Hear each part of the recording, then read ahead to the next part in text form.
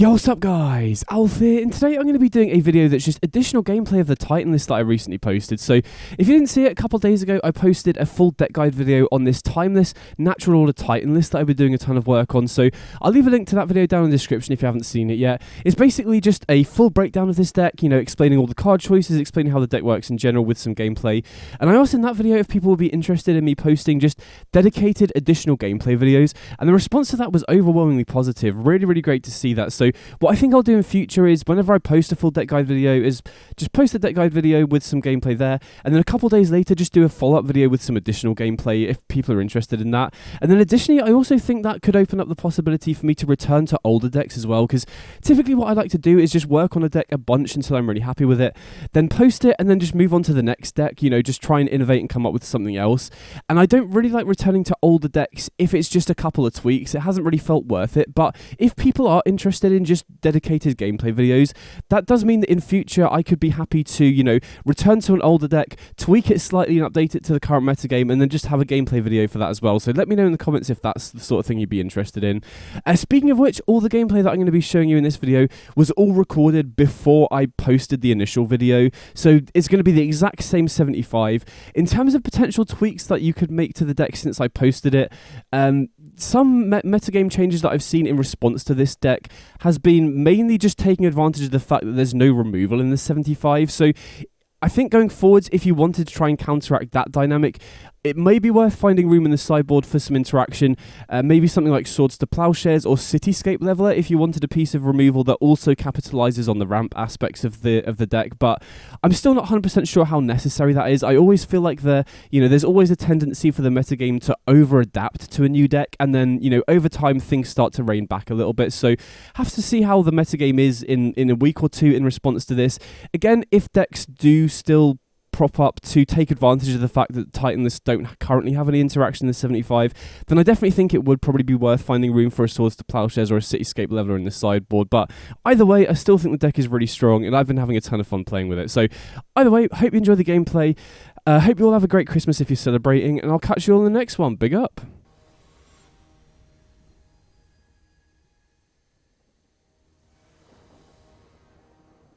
Okay, sweets, we're on the play here. And yeah, this hand looks good to me. Obviously, it's pretty awkward having two Sunken Citadels, because that means that we might have to wait an extra turn to get Field of Dead online. But with Natural Order Double Cami, I'm really happy with this hand. So obviously Primeval Titan is the key card in the deck, but we don't really have good ways to ramp into it with our current hand. I think I'm just going to get a hand with Battlements here, because getting an additional untapped land is pretty huge here, because we're going to have to play the Temple Garden untapped to cast the Cami here. And getting a hand with Battlements means that even if we don't draw a land off the top, we can go Sunken Citadel into Cami next turn, and then we have two creatures in play, and we can go Natural Order on turn 3 because of the untapped lands here, whereas we don't really have a good way to cast the Primeval Titan with our current hand. Obviously, if we draw Castle Garenbrig, that changes things quite a lot, but even with double Cami, we only had 3 lands going into that once upon a time, so I think taking the untapped land there makes a lot more sense to me personally. So opponent fetches a basic and goes into Dragon's Rage Channeler. Interesting. So then fetching a basic does make me a little bit worried about Blood Moon. I'm going to cast the Cami here and put the Handmade Battlements into play. So very glad that I took the untapped land here, especially because we didn't draw a land off the top. And then now we have 2 creatures in place, so they need 2 removal spells to take out the Cami. Even saying that, I think I'm free to attack there, because I think there's basically no world in which they block with a Dragon's Rage Channeler. Maybe there's an argument to holding them both back, but they don't have enough mana to kill the Cami and flash, go Ragavan with Dash, for example, so okay, Bowmaster, so they do take out the Cami, but that's completely fine. Now we can go for the turn 3 Natural Order, so I'm very happy that we got the Hammer Battlements there.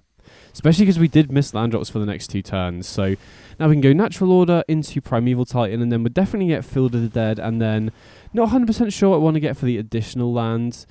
I might just get a basic, because I'm a bit worried about them fetching the basic mountain, in terms of Blood Moon considerations. Although, oh wait, no, they're playing Lurrus. Oh, what? So they can't be playing Blood Moon. Okay, that's my bad. I probably should have got maybe like a Blast Zone or Colony Garden potentially there. So yeah, that was my bad. I just forgot they had Lurrus for a second, but I still think we're in a great position here, right? We've got Fierce Empath to get us another Titan if we need. These sorts of Lurrus decks don't typically run that many answers to Primeval Titan. They could be on Molten Collapse, obviously. Oh, okay, yeah, speaking of, they do have the Molten Collapse. So that's a little bit annoying, but we still have Fierce Empath to tutor Primeval Titan and Spelunking, to potentially go off even further. Now, it is a little bit annoying, obviously, that they have the Bowmasters in play, because we'll give them an extra trigger off the Spelunking draw, but I still think it's worth it if we just draw another land or something here. Just going Empath into Spelunking basically forces them to have a Thoughtseize, or we're probably just going to win on the following turn. Okay, so opponent baubles. Thankfully, they don't have Delirium online, so that saves us a bit of damage, which is pretty big here. Okay, Radiant Fountain. That's actually a pretty good draw here. So now that gets us closer to getting Field of the Dead online. Gains us a bit of life to, just help us stabilize a little bit. Going to lead on the Spelunking. It does trigger the Bowmasters, but I still think it's absolutely worth it. I'm going to do it first just to see what we draw. Oh, wow, perfect. I mean, obviously not perfect because we'd rather have drawn a different land to get Field of the Dead online, but that does gain us 4 life off the Spelunking, which is pretty big. So now I feel like this game is just going to come down to, do they have a Thoughtseize this turn? If they don't find a Thoughtseize, I think we're probably just guaranteed to win on the following turn. Jund doesn't really have any good ways to stop the Primeval Titan trigger, really. And, if they are relying on Molten Collapses, their removal to kill bigger creatures, it being sorcery speed makes a pretty big difference, because now we can potentially go for the Hammer Battlements line with Stomping Ground as well, which is obviously very big. I do believe we've got enough mana to do that, even though we've already got Hammer Battlements in play, right? So I think we should just be good to win here then. Okay, so they attack. Choose not to attack with the Channeler, by the looks of things. I mean, either way, I think I'm pretty happy to block the Bowmasters here. Obviously, that could be a bit annoying if we draw Natural Order off the top, but, I still think it's probably... Oh, well, they're attacking with the Channeler as well. I guess that makes sense, right? They need to apply pressure. But yeah, I still think I take the trade here. Even if I draw Natural Order, I can just cast Primeval Titan and fetch a Colony Garden if I really need to. So I'm just going to block the Channeler here. They could obviously give it Delirium at instant speed, but we'd still be soaking up 3 damage at that point, which I still think is completely fine. And Channeler is definitely the bigger threat. Interesting. Okay, so we draw a Field of the Dead. So I'm going to play the Primeval Titan first, and then play the Field of the Dead after I've used the Primeval Titan to get another Field of the Dead in play. But definitely going to tap so that I leave the Hammer Battlements untapped. Then I can get a... Hold on, let me just count up the land. So we've got 3 Sunken Citadels, which is a little bit annoying. But I think I'm going to get Field of the Dead Stomping Grounds here. That should trigger the Field of the Deads. And then we can activate the Hammer Battlements. I guess we should play the Field of the Dead first. I don't think it makes too much of a difference whether we activate the Hammer Battlements or play for the Field of the Dead first or not. But now we get to attack him. We've already got 14 power worth of zombies in play. And then I'm going to get Bajuka Bog to, reduce the power and toughness of Tarmogoyf so it can't block the Primeval Titan. And then I think I'm just going to get a fetch land here, just to be able to get, be able to trigger the Field of Dead again. But I'm pretty sure this is going to be good enough to win the game, right? Going to exile the opponent's graveyard, because not only does that shrink the Tarmogoyf, but it also means their stuff like Unholy Heat isn't going to be live as a removal spell. So yeah, opponent just keeps it up. So that felt pretty good. Post-sideboard here, we are against a Lurrus Jund deck, so I'm not really too concerned about Blood Moon here, but they could still potentially be boarding it in, so I think I'm going to hedge with just a couple of throwbacks here.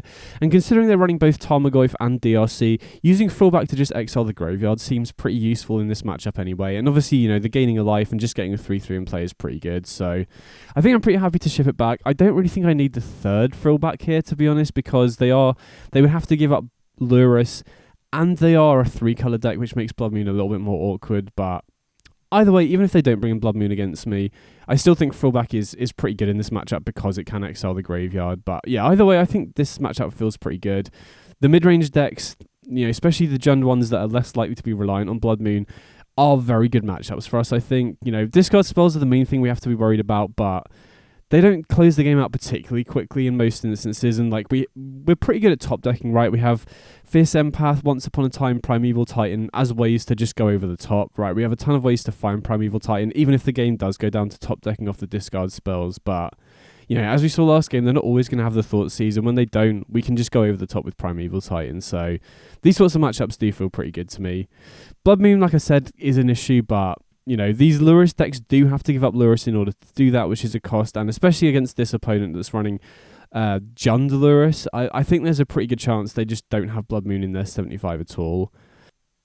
So opponent's taking a little while with their sideboarding. I might just cut to the game if it takes a while here. Okay, sweet, we're back. Nice.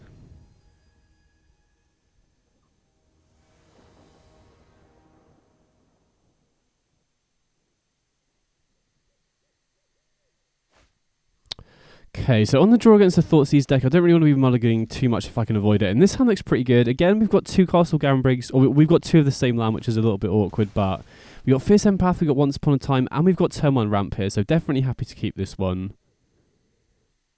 You know, even without this Once Upon a Time, I still think this is, you know, a potential keep if we'd gone down to 6.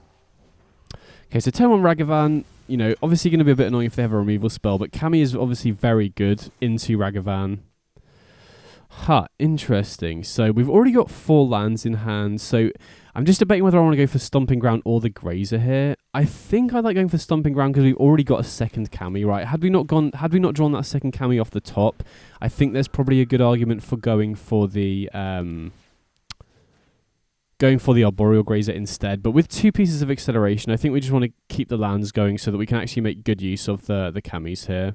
So even though Bojuka Bog can be very useful in matchups like this where the opponent has Lurrus and Dragon's Rage Chandler, since it's a tap land, I'm definitely going to take the opportunity to put it into play off the Kami now so that we just have untapped lands for the next few turns, because that's pretty important. So we'll see if the opponent has a removal spell for the Kami here or not. If they don't, this is really good. Stonewalling the Ragavan is really big here. Again, they could obviously have Orcish Bowmasters, which would be a really good exchange for them. Wow, they attack with the Ragavan. I mean, we're snapping off a block here. That could mean that they've got a second one in hand, potentially. Okay, they got Tarmogoyf, so they just wanted to get the Kami into the graveyard because it counts as a creature and an enchantment, which makes sense. So we could go for the Kami here to, you know, to accelerate a little bit more, but that's very mana inefficient, right? You know, I'd much rather pay 3 mana now, get the Primeval Titan into hand, and then next turn we can go Kami into Empath, and then go, you know, then we'll have 2 Titans into our hand going for the following turn. We've obviously got Castle Garenbrig and 5 lands here as well, so we can definitely cast the Primeval Titan with what we've got here. And we can obviously, you know, start chump blocking stuff to buy us a bit of time to get to that as well. And as I said, opponent's still on Lurrus, which means we don't have to worry about Blood Moon either. So, you know, if they were, you know, if they had got rid of Lurrus as their companion, we'd probably have to think about either saving this Kami to channel for basics, or, you know, potentially using this Fierce Empath to find a generous end. But since they're on Lurrus, you know, I'm pretty happy to just use Kami to ramp and Fierce Empath to get us an additional Titan, just so we're more resilient into potential Thoughtseize off the top.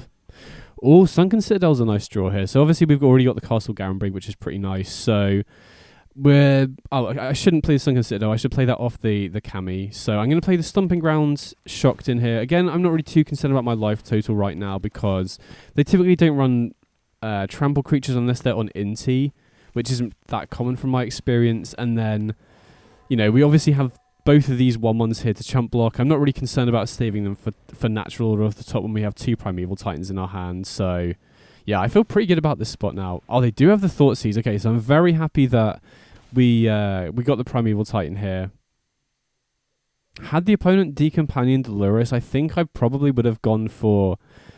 Actually, I probably would have used the Kami to channel rather than using the Empath for a generous end, but that could have potentially been problematic for us, right? Because if we had used the Empath for a generous end... Oh, they have double Thoughtseize. Oh, okay. Okay, that is pretty bad. I mean, having said that, we still have a decent number of top decks. Frillback also isn't too bad here because we can reduce the Tarmogoyf's power quite a lot with the Frillback and gain us a bit of life as well. So I'm just trying to think which graveyard is better to exile here. No point activating the 3rd mode. So I think we've got more cards in our graveyard, but I still think it's probably best to exile the opponents just because, you know, if they are running on Holy Heat, we already know they're running Dragon's Rage Channeler, so, you know, I think it's best to just exile their graveyard. I don't think exiling ours would shrink the Tarmogoyf that much extra, if that makes sense. And now, you know, we're potentially in a position where we can race. If they start attacking with the Tarmogoyf, you know, we're at 18, they're at 9, and we're getting in for 4, they're only getting in for 3 every turn, so, wow, they do attack. So I feel like they must have another creature here, maybe like a Bowmasters or something. Or maybe another Tarmogoyf potentially, but if they don't have anything, I'm pretty happy to just start racing here. And then we do have a decent number of top decks. Obviously, losing 2 Titans is a little bit rough. Oh, wow. Okay, that's what I mean. We have a lot of good top decks like Natural Order, like Titan, like Fierce Empath, like Once Upon a Time. So, going to attack first here. There is a chance they could be sandbagging 2 bits of removal, maybe Lightning Bolt into Orcish Bowmasters, but I still think it's worth getting in for the damage here while we are racing, right? If they do have removal... Oh, wow, they just let it through. Okay, so now we can Natural Order. Now I feel pretty confident, right? I don't think there's really anything they can have, especially since they're stuck on 3 lands here. And one of their lands is going to be dealing with damage as well off that peat land. So now we can get the Titan to play, and then we can go for Field of the Dead. And so we've already used Bajuka Bog. We could have Bajuka Bogged our own graveyard to shrink down the Tarmogoyf to, 0-1 again, because the opponent doesn't have anything in their graveyard at the moment. And then I think I'm just going to get a fetch land here. Right, just fetch during the opponent's turn, get the last basic out of my deck, and then get a couple of extra Field of the Dead tokens. But yeah, I feel like we should just win here then. Natural Order is obviously a great top deck, but even outside of that, I feel like we were in a pretty good spot to race. Okay, opponent kind of breaks off the top with the Questing Druid. So yeah, I think this should just be game, unless they have something weird here that I'm not thinking about. If they went like untap land into Languish, although even then the Primeval Titan survives, so... Yeah, okay, opponent just keeps it up. Nice, we got there.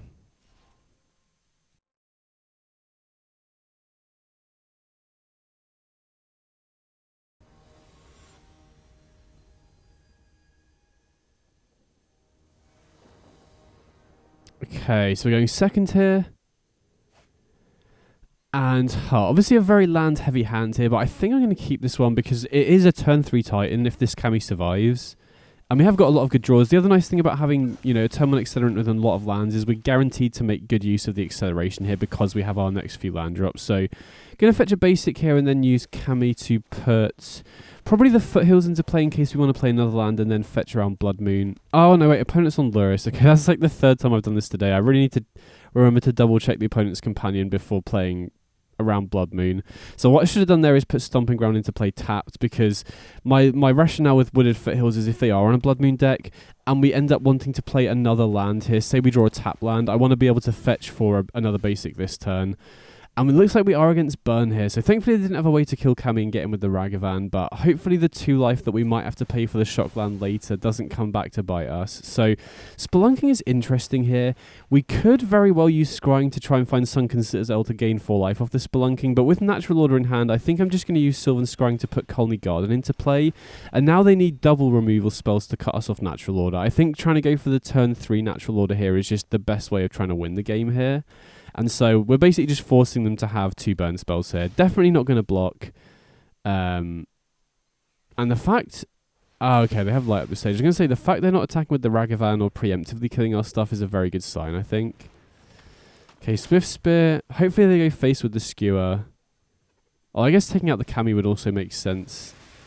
Okay, yeah, they do go face. That means that we get to go for Natural Order this turn. I was a little bit concerned that they would go, kill both of our creatures and cut us off the Natural Order, but from this point at 14 life, I think Primeval Titan should be good enough to win us the game here, right? We can get Field of the Dead and probably Radiant Fountain here, I imagine is the most useful one.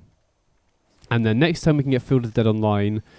We've got Spelunking that can get another land into play. So, yeah, just ensuring that we got that Natural Order off was the most important thing there. So, very glad that came together.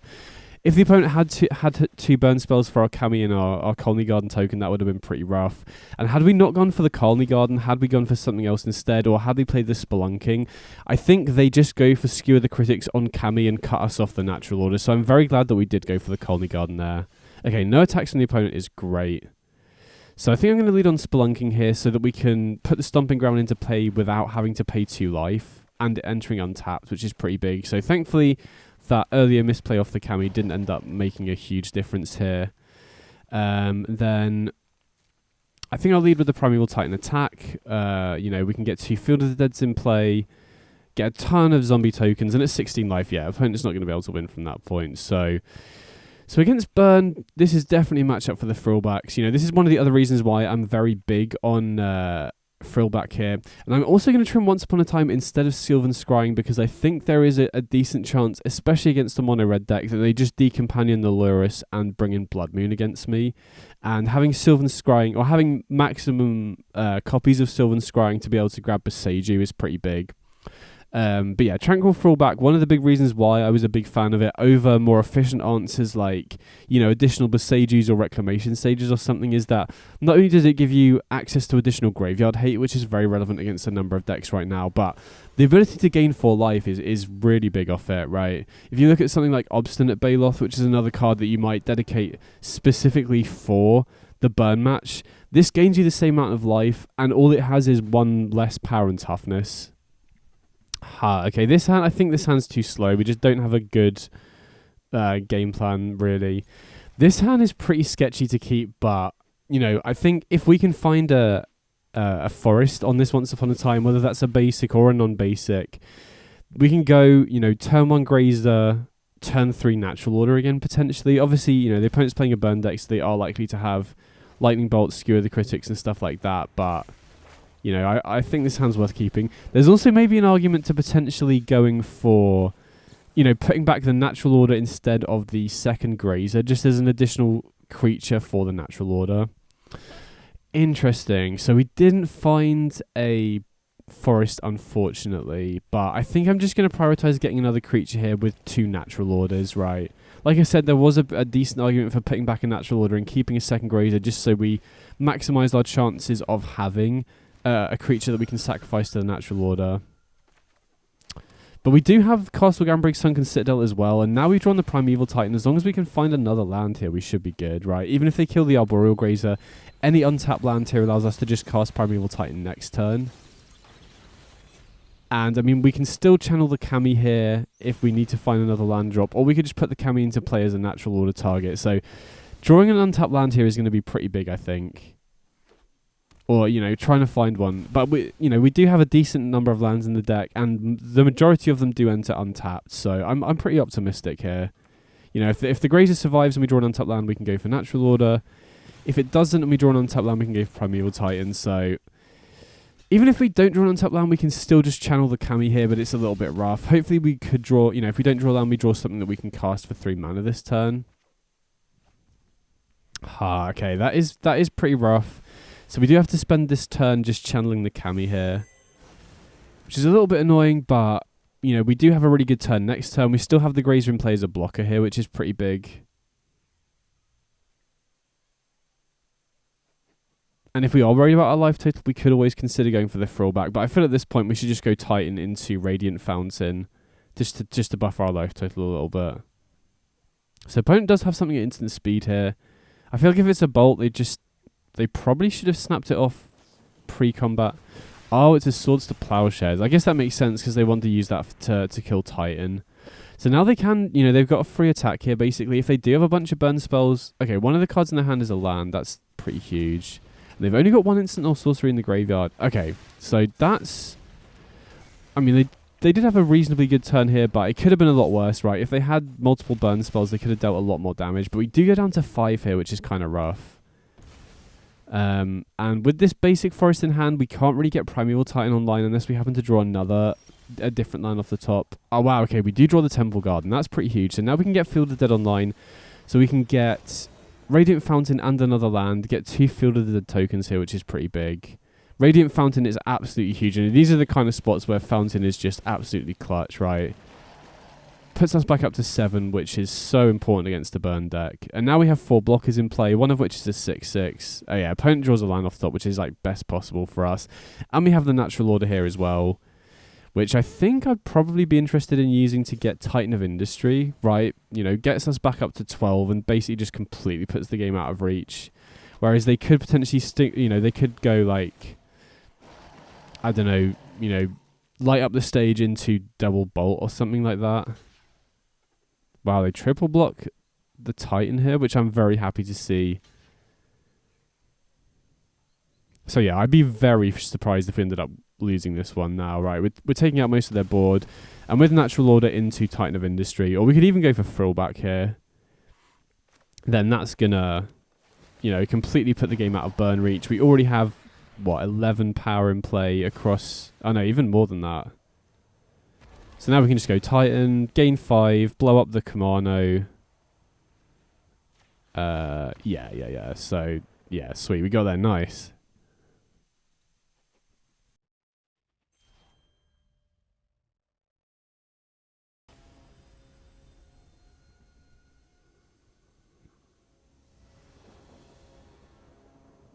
Okay, so we're going second here.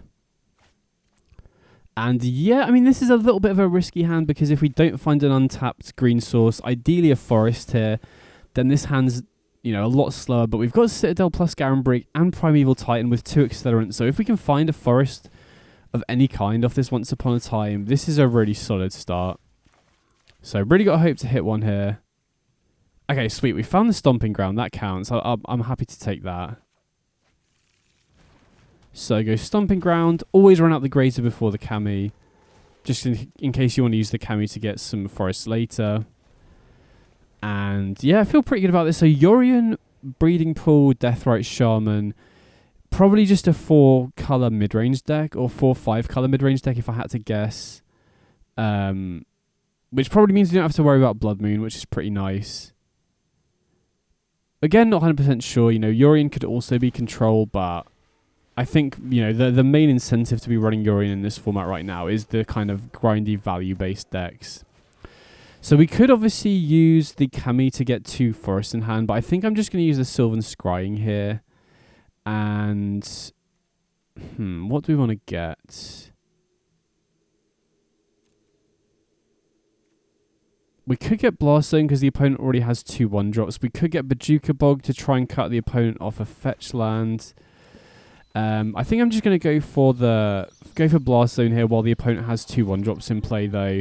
Get the Blast Zone in play, and now we basically, you know, unless the opponent has Boseiju for the Castle Garenbrig, we can go for Titan next turn, which is pretty big.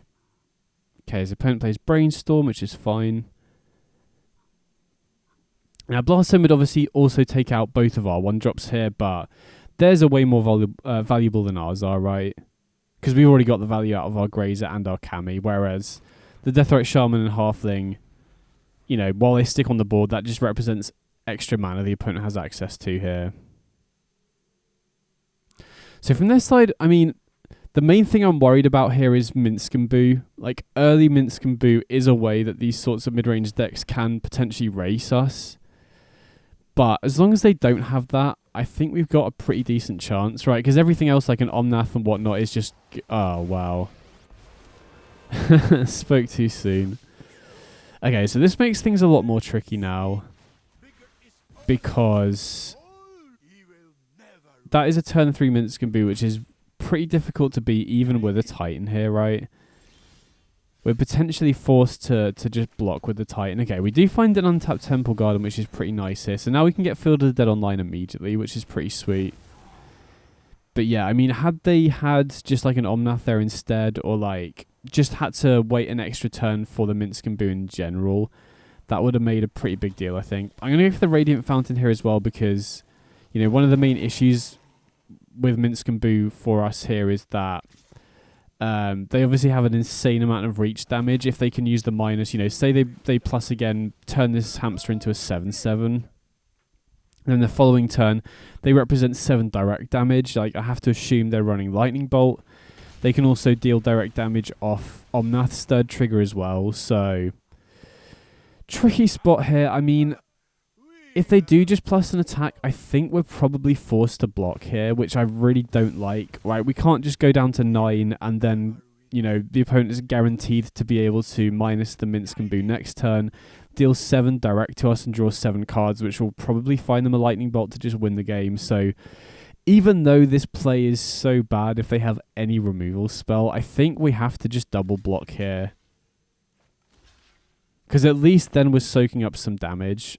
And we're also forcing the opponent to have a removal spell, right? In a Yorion deck, you know, they're not always going to have like a Leyline Binding or a Lightning Bolt here. And if they do only have a way to kill the 2/2 token, we're at least only taking 1 damage off the hamster here as opposed to, you know, just taking 7. I think if we just let the hamster hit us, we're almost guaranteed to lose the game. So I think we have to block like this, which I don't like, obviously. And then if the opponent doesn't actually have a removal spell here, I'm really, really happy with that. If they do have a removal spell here, that kind of sucks, but at least we soak up some damage, and it forces the removal spell out now, especially if it is a Lightning Bolt. Right, if they have... Okay, so they had a Swords. I'm still okay with that. I guess it doesn't really matter which way around they use the Swords to Plowshares there, but if they had Lightning Bolt and we forced them to use that bolt on the token there, then we've just saved ourselves essentially, right? Because like I said, if we let them hit us for 7, they just minus the Minsk next turn, deal us 7, draw 7, then they can just bolt us for the win. And at least we do have Fierce Empath here, right? We can go Empath into Titan the same turn. So even though it sucks to have to block there, I think it probably was the right line. So here we go Empath into Titan. And then we can get a big amount of blockers in play, right? And we're up at 17, so I'm not as concerned about the direct damage off the Minsk and Boo, really. Obviously, letting them draw 7 is not ideal, to say the least, but it's better than dying. Okay, if they have a counterspell... Okay, they don't have a counterspell, thankfully. I was going to say, if they had a counterspell there, we'd probably just lose, but... At least, you know, thankfully we did have a backup Primeval Titan off this Fierce Empath. So now we get a lot of blockers in play. And going to attack first just so the opponent has less information. I mean, we could have also waited until main phase 2 to go for the Empath.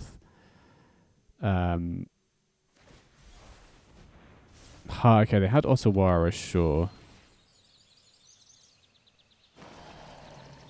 So now we ship it back. So, again, you know, they can draw 7 here and take out the Primeval Titan. Which is, I assume, what they're going to go for. Which obviously isn't ideal, but we're still in a pretty good spot here, I think, right? We've got a lot of power in play, and the opponent is left with just a Delighted Halfling and a Deathrite Shaman, both of which we can kill with that Blast Zone that we played earlier. So, you know, if the opponent taps out here to cast some other stuff, then they don't have the Deathrite Shaman and Delighted Halflings back. You know, they've only got... Yeah, I assume they have to draw a land here off the 7 cards they've drawn, but even with that, they have 6 mana total. Only 4 if they want to keep back Deathrite Shaman and Delighted Halfling to block. So, even though we were forced into a really awkward block earlier, because we had that backup Primeval Titan, I think we're actually in a pretty good spot now. Whereas, like I said, I think if you let that 7/7 hit you and don't block with the Titan, you're just almost certainly dead on the following turn. Okay, so there's a basic. They did have an untapped land that doesn't deal them damage. But again, their options are really limited here, I think. We're at 17. I don't think there's any way they can kill us this turn. And, you know, these sorts of decks, unless they happen to have a sweeper, which I'm pretty sure they would just snap off if they drew one, they don't really have good ways to stabilize against wide boards like this, as far as I've seen. Post-sideboard, I think, you know, I wouldn't be surprised if these sorts of decks do have sweepers in the sideboard. So then... this sort of board state becomes less reliable, but game 1, I feel pretty confident about this. Okay, Unholy Heat on one of the zombie tokens is a really good sign, I think. If they're having to use single target removal to take out the zombies, that's going to be really tricky for them to trade up efficiently. I mean, these are the sorts of mid-range decks that fielded their decks prey on, but I think these sorts of bigger decks do tend to have more counterplay if they do run sweepers, or if they do run... stuff that can take out the Field of the Dead. So opponent in the tank here, but they obviously do have a lot of options after they've drawn 7 cards.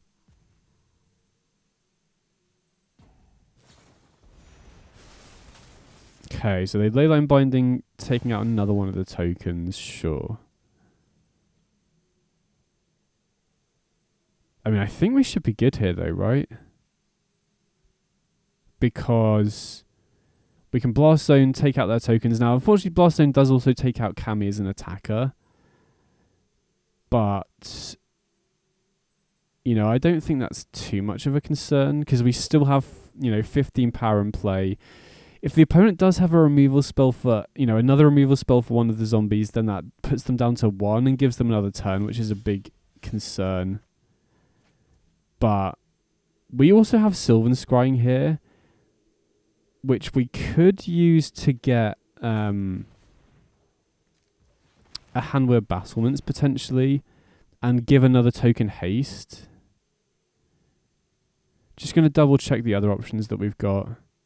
But since we have the Stomping Ground in play, I think I like this line, right? We grab the Handwear Battlements, get 3 more tokens in play. We can then crack the Blast Zone to kill the Deathrite Shaman and Delighted Halfling, force them to use up the mana for any removal spells they might have, right? If they have another Leyline Binding or something, they're forced to do it now.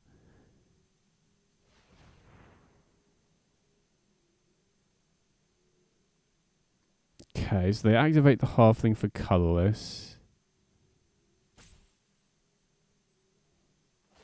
And they activate the Deathrite Shaman. Oh, just to gain 2 life. Okay. I mean, that still wins us the game here, right? We can just give one of these tokens haste. And that should be 1 over lethal here, right?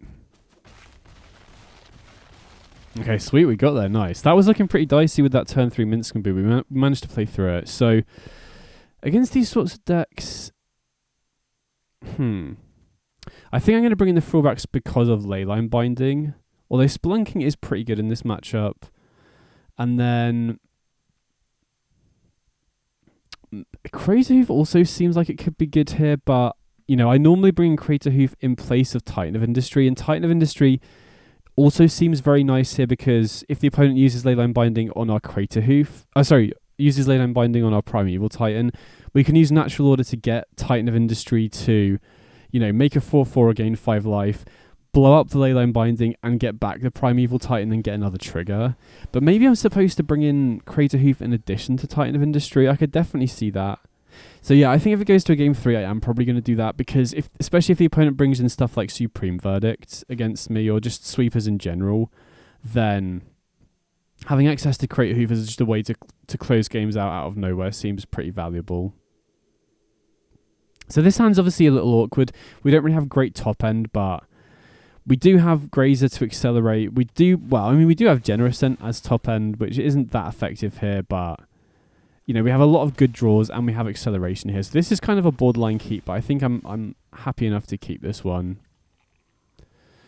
Okay, so penalties on Deathrite Shaman. We're definitely going to lead on the Grazer here and just hope to draw something decent. The other thing here is we've also got Sunken Citadel plus Castle Garenbrig, so Primeval Titan or Fierce Empath off the top is really good. Natural Order off the top is really good. So we do obviously need some help with this hand, but we have a lot of good top decks and we've got early acceleration, which feels pretty important. So, you know, we do need a bit of help off the top, but I definitely think this is a decent keep, or like a reasonable keep anyway.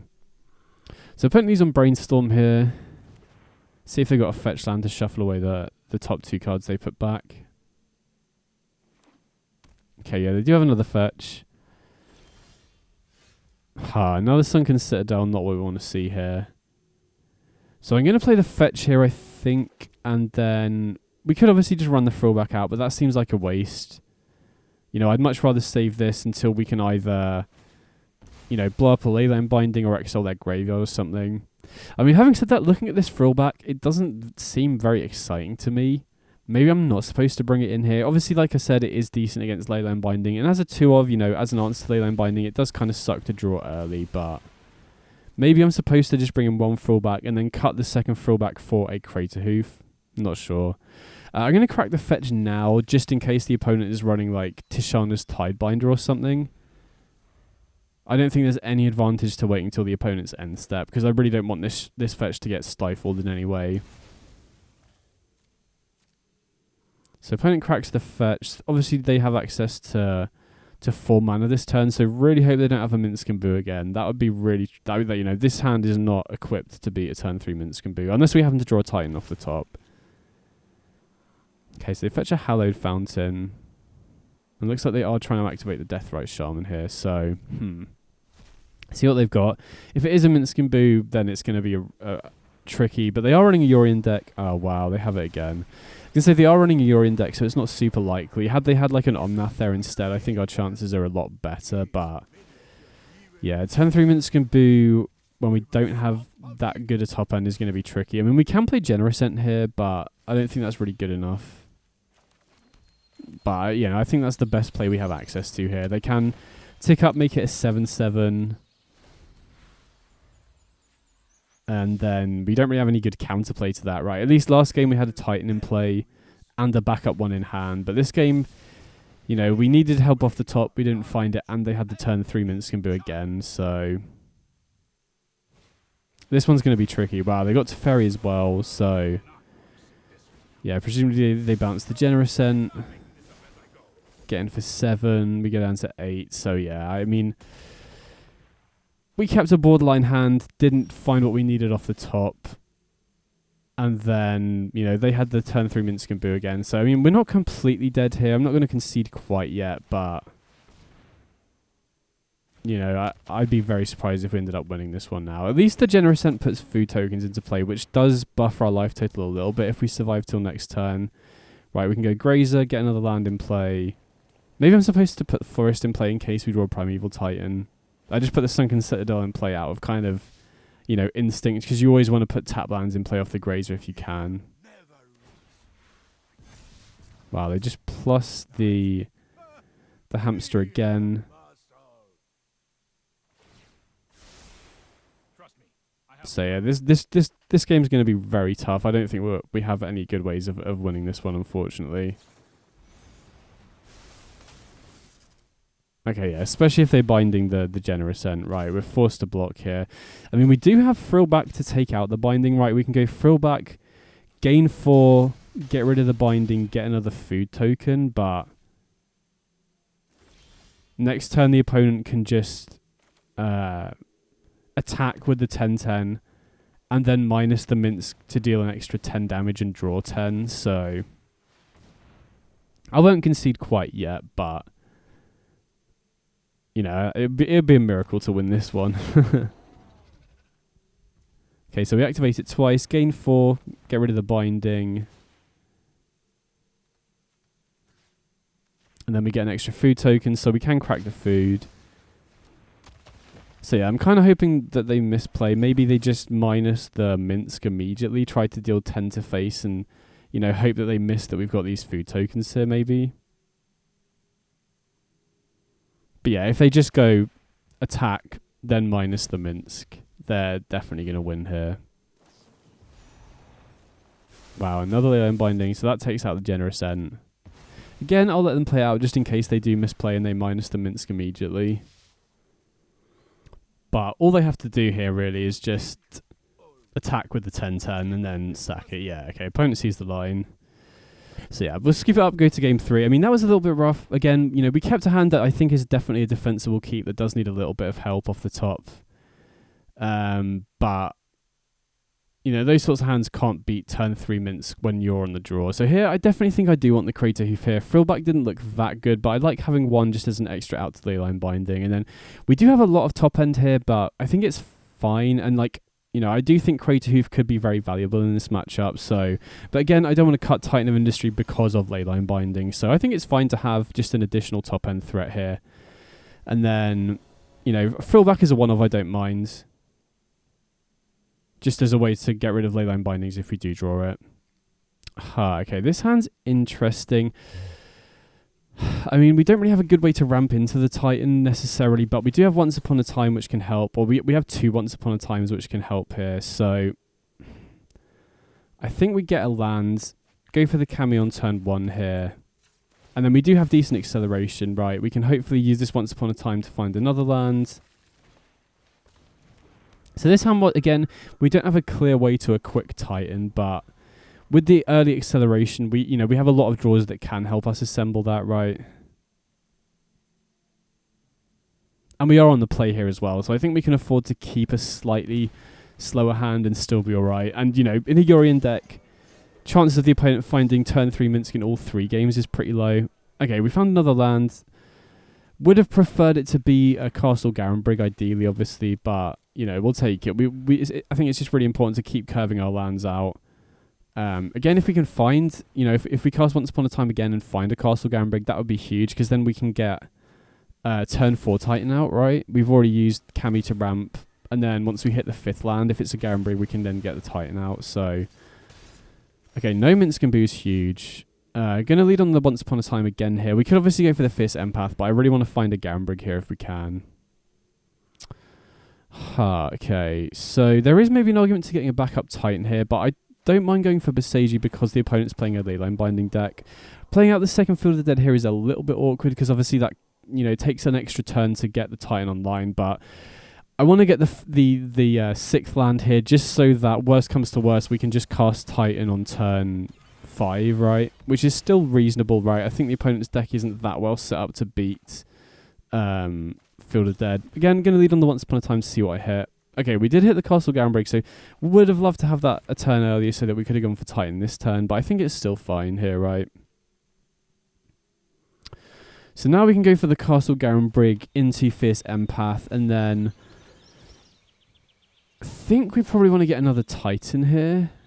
We could obviously get Crater Hoof, but that seems a little bit too soon to be doing that, maybe. I'm not 100% sure. This is a tough decision. I'm kind of inclined to go for a Primeval Titan, but I also kind of want to go Crater Hoof because if they don't have an immediate answer for the Titan, we can get tokens in play, and we already have with the Garenbrig enough mana to cast the Crater Hoof, but I think I'm just going to go for a backup Titan. I think there's a good chance they just have a Leyline Binding or something for the Titan straight away. Okay, there's the one ring.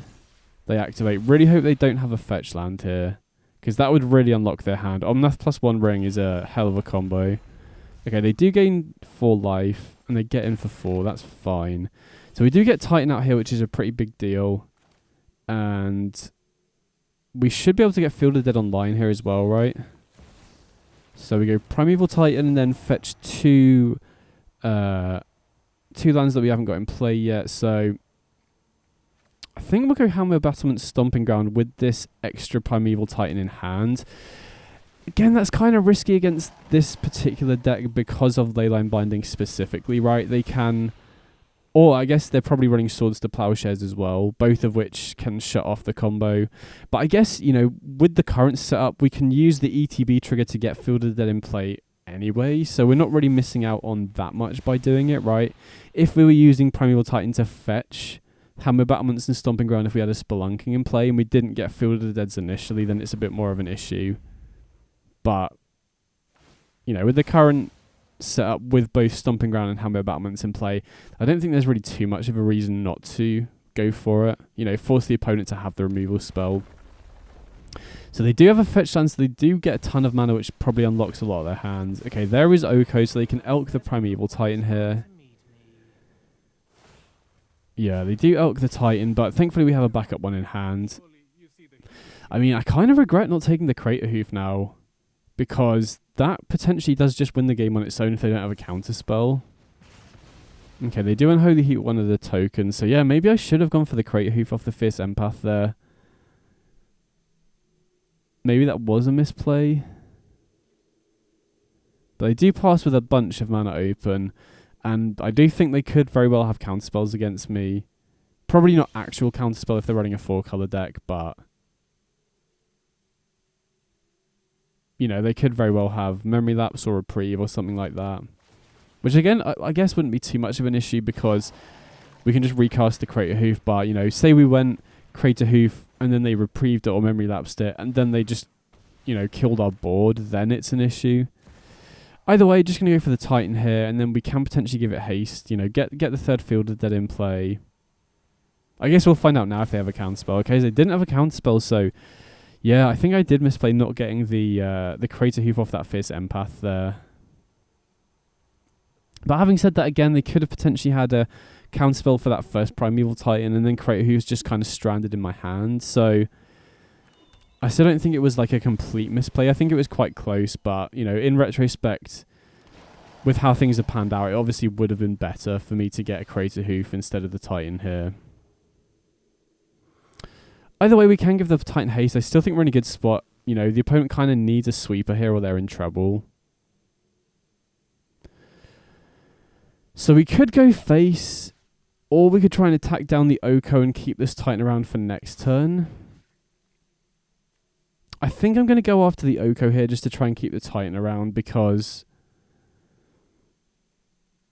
I don't think at this point we can really afford to play around a sweeper with our current hand. Right, obviously if we'd had the Crater Hoof, that would have been really solid at playing around a sweeper because we just attack before they can cast it. But I think, you know, we obviously can't go for lethal this turn. And so I think it's better to take out the Oko so that the Primeval Titan sticks around and can get more tokens into play next turn. get the Oko off the board. And the other thing is, if they do have a sweeper, it's better for us to get the Oko off the board anyway, right? Because then it's just an extra threat. You know, obviously Oko would survive a sweeper. And so getting rid of it now means that if they do have a sweeper, we're playing around it a little bit better anyway. And now they basically, you know, need to chain rings together or find a sweeper, or I'm pretty sure they can't win from this point, right? We have so much power in play. I mean, having the fetch land here is also pretty nice. Actually, wait, do we have... Okay, we still have one fetchable left in the deck, so that's pretty useful, but...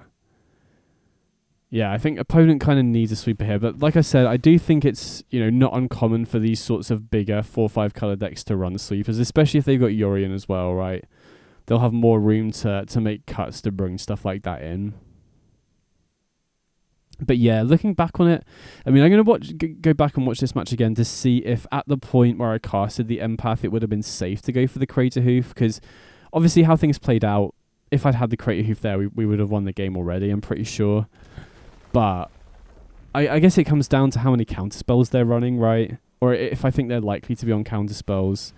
Because if they do use a counterspell on that first Primeval Titan, Crater Hoof basically does nothing. Wow, they plus the Teferi. So that must mean they have a sweeper, right?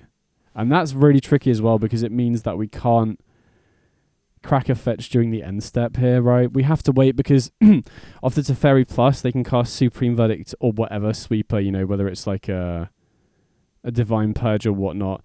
They can cast it at instant speed, right? So we can't afford to crack the fetch here, I don't think.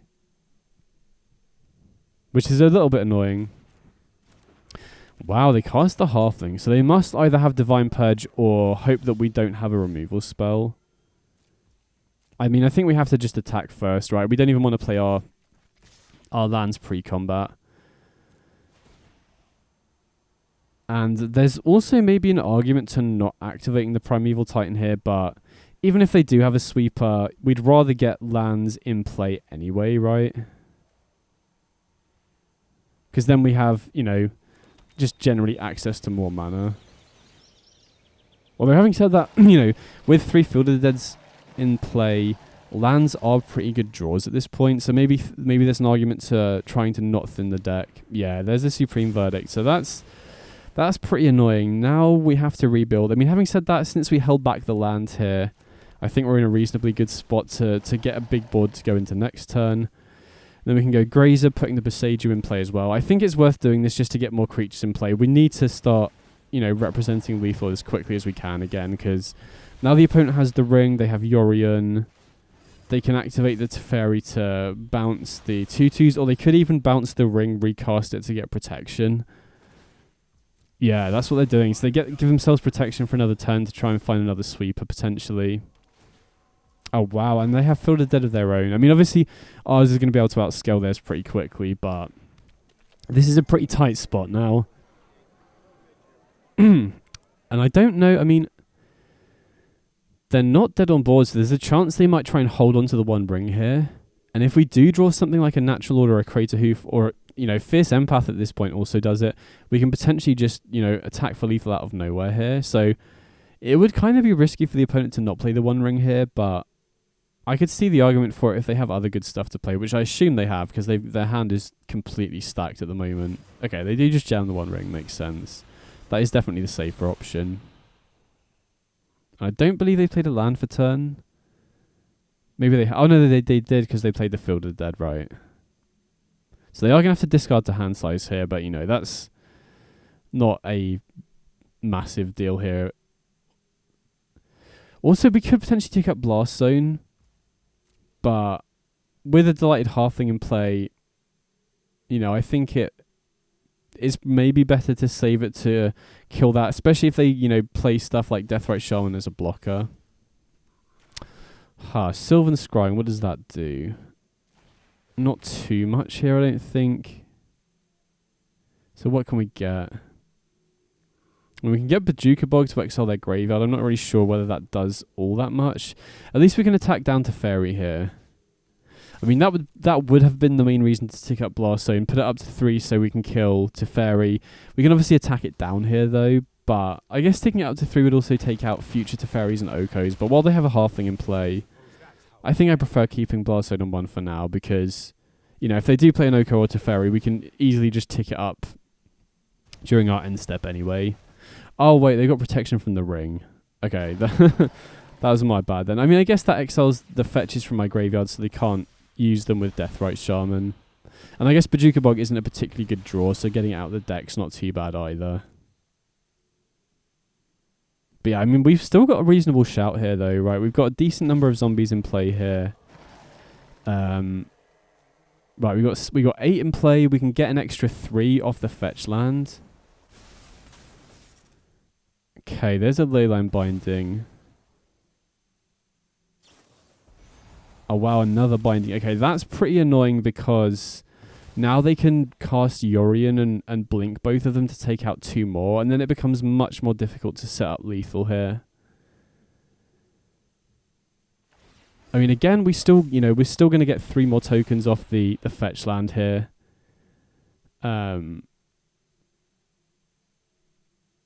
So, and we can also crack potentially... Oh, wow, okay, Deathrite Shaman. So, yeah, we can also crack the Blast Zone to take out the Halfling and Shaman. Because I presume they, they're going to blink the Halfling here as an extra blocker.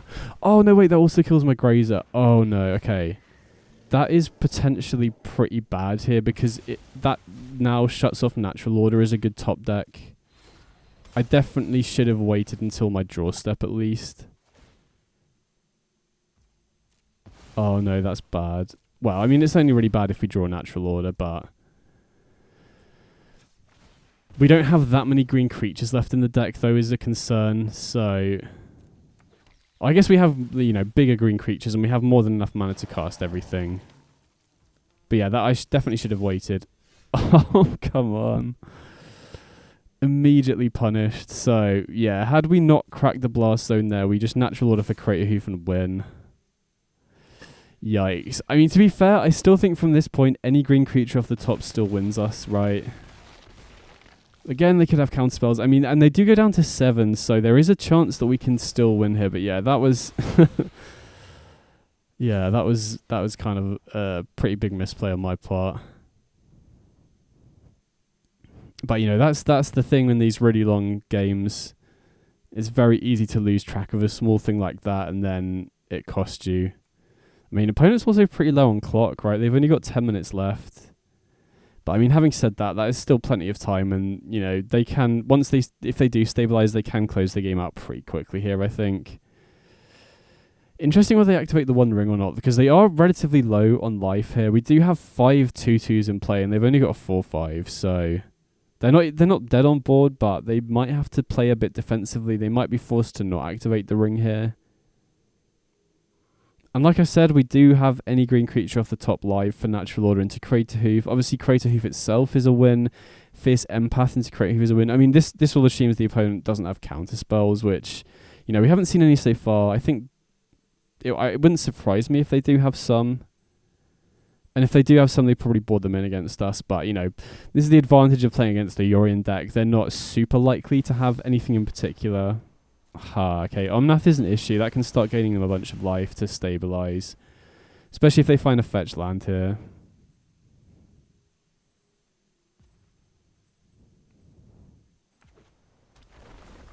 Okay, no fetch land, but they gain 4. And they got the Field of the Dead as well. So that is another blocker. But again, we have got the Natural Order here, and with 5 creatures in play, Natural Order into Crater Hoof just wins, even if they get a huge board at this point. And they're still at a relatively low life total. Okay, they don't attack with the Yorion, that's huge, so that gives us a bit of extra time. Oh, wow, come on. Okay, that's kind of rough. But again, actually, that's not the worst draw in the world, having said that, because... if we do draw a green creature, we can go Natural Order into Primeval Titan, and then Natural Order the Titan into Crater Hoof. So even if the opponent does start picking apart our board here, we can go for the double Natural Order, or we could go like Natural Order into Titan of Industry, make a 4/4 gain 4, or give it a shield counter, and then into Crater Hoof. So I guess a second Natural Order is actually fine here, or like a decent draw, because I assume the opponent is going to start getting ways to pick apart our board here. Right, they probably run a decent amount of removal, I'd imagine. Swords to Plowshares, Leyline Binding. And they're obviously going to gain life and put more tokens into play, so the goal here is to just draw any green creature, I guess, and then we can go green creature, natural order, into Primeval Titan, get 6 creatures into play off the Field of the Dead. We can give one of them haste off the Handmail Battlements as well, and then we can natural order the Titan into a Crater Hoof. It's basically the line I'm looking for here. And, you know, we do still have a decent number of green creatures left in the deck, I think. Because we have, you know, we've got rid of a lot of the lands with the Primeval Titan triggers. Stuff like Once Upon a Time is very likely to find us a green creature at this point as well, I think. Well, having said that, you know, we have gone through a couple of Titans and Fierce Empath and stuff like that already. Okay, there's a Teferi. So, I guess the Nightmare scenario now... Okay, they don't plus. I was going to say the Nightmare scenario now is they plus and have another Supreme Verdict. But they choose to minus the Yorion, and then... Now they can blink the Leyline Bindings and the Ring and the Omnath, so... Yikes. Really need to find the green creatures soon, or I feel like, you know, the clock's ticking on our ability to come back in this. Especially if they do... Now they've got Teferi. Sweepers also shut off Crater Hoof, like I said. And if they do run counter spells, we'd be giving them more time to find them. So, really need a green creature here. I mean, again, if I hadn't made that misplay with the Blast, then we would have won by now. And again, earlier in the game, if I'd got Crater Hoof off the Fierce Empath, we probably would have won by now. Oh, perfect. Okay. Grazer saves us. So, just want to double check that what I've done is right. They don't get protection of the One Ring, because they didn't cast it, right? So we can go Grazer, and they're tapped out of counter spells here, right? The only thing they could have is Spell Pierce, and we have more than enough mana to play for that. So now we go Natural Order, and I believe the most... Oh, wait, they could have a Leyline Binding, so... This is a little riskier. Maybe I'm supposed to just get Titan of Industry, because they could use Leyline Binding in response to the... trigger, and at least going for Titan of Industry, we then can sacrifice the 4/4, but I'm not sure that would be enough creatures in play to go for lethal with the Crater Hoof. Then I'll give one of the zombie tokens haste here. Actually, I'm probably... that was super greedy. I think I'm supposed to just natural order for the Crater Hoof, because if that gives the opponent another opportunity to binding or swords the Primeval Titan in response. But I don't think the opponent was expecting the Crater Hoof play here, to be fair. So now we get... Everything gets +10/+10 in trample. I probably should have just stopped and calculated how getting Titan of Industry there changed things, because that definitely would have been the safe line if it goes for lethal. But they still have a white mana here. If they do have another Leyline Binding, that could have potentially changed things if we'd gone for Titan of Industry instead. Because if they remove something now and we have fewer creatures, that reduces the amount of buff that we get off the Crater Hoof, right? Okay, they did have a Swords to Plowshares, so this should be good enough, right? Very close game, very interesting game. I'm definitely going to watch this one back, because there were a couple points where I think I could have played a bit better for sure. But yeah, we got there in the end. Phew.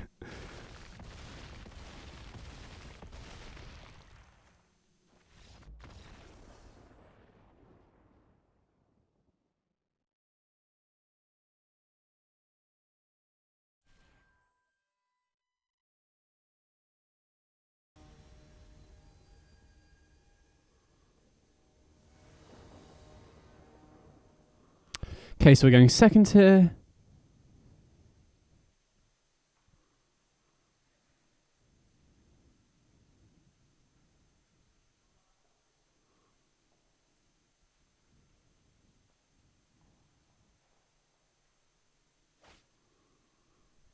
And, I mean, I'm a little bit worried that we don't have that many lands here, right?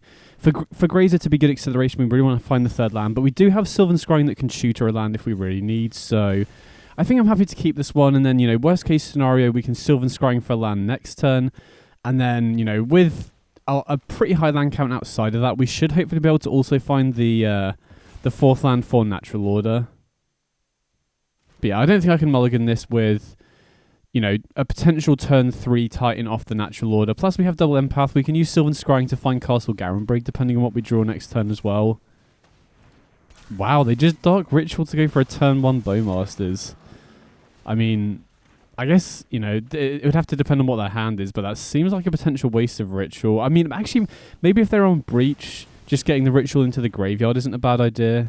Especially if they've got a Breach in hand, because that is one of their key combo pieces. And maybe they feel like they have to race against the Titan deck. So I guess that makes sense. Obviously depends on what their hand is, though. Interesting. Okay, so I think I'm going to go for Boseiju here and then go for Fierce Empath. This could potentially be a little bit risky if we miss a land drop here, but I'm going to get Generous Scent here, and then if next turn we do draw an untapped land, we can just use Natural Order to get a Primeval Titan into play by sacking the Fierce Empath.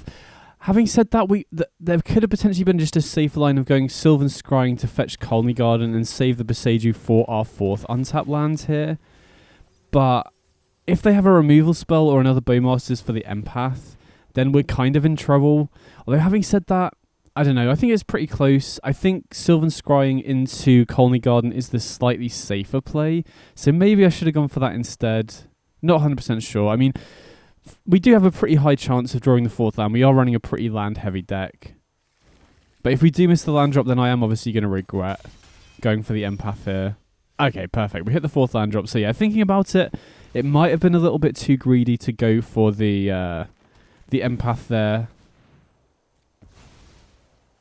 And then we would have had an extra land here available anyway. I mean, thankfully it didn't end up mattering. We did find that 4th land, and we can go for Field of the Dead Bajuka Bog here, which is really nice. So we are almost certainly against Breach. Looks like Omri's build from the Stitches supplier that we've seen so far. So we get to clean their graveyard out, which is really big. Get rid of the Dark Rituals. Get rid of the Demonic Tutor, which would obviously help them combo off as well.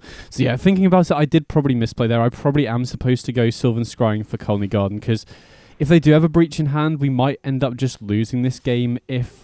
wow, they attack. I mean, maybe they feel like they just have to apply pressure here.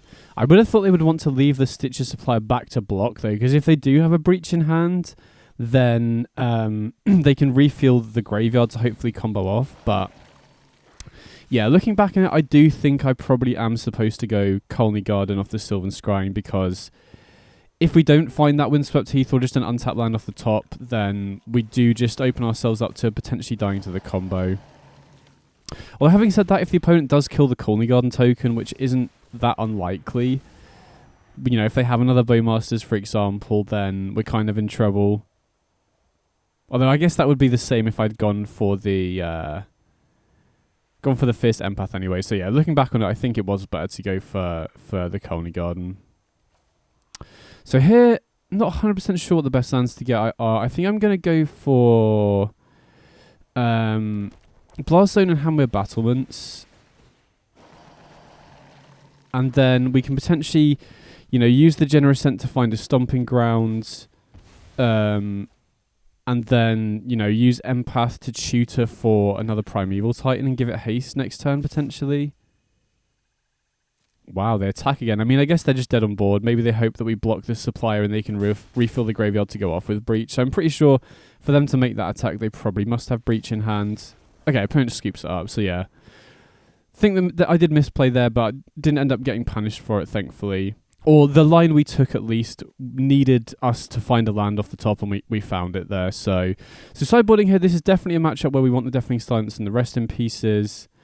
And then I don't think we really have to worry about Blood Moon in this matchup, to be honest, but I'm going to keep the 4 Sylvan Scryings in over the Once Upon a Times just in case. I think there is potentially an argument for the Breach deck sideboarding into Blood Moon against us. So yeah, I'm going to sideboard like this. If they keep Lurus and it goes to a game 3, then I could see an argument for potentially keeping him Once Upon a Time over Sylvan Scrying. But, having brought in Rest in Peace and Deafening Silence, Once Upon a Time does become a little bit less consistent, because they obviously, Once Upon a Time can't hit enchantments when you're searching.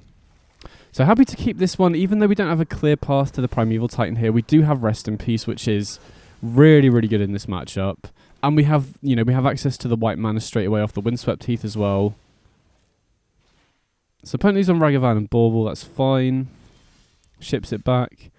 So we'll just see what we draw for the turn, fire off a Once Upon a Time, and then decide what we want to do here. Interesting. Okay, I think I'm just going to get Castle Garenbrig, because then that is a pretty good route to the Primeval Titan here.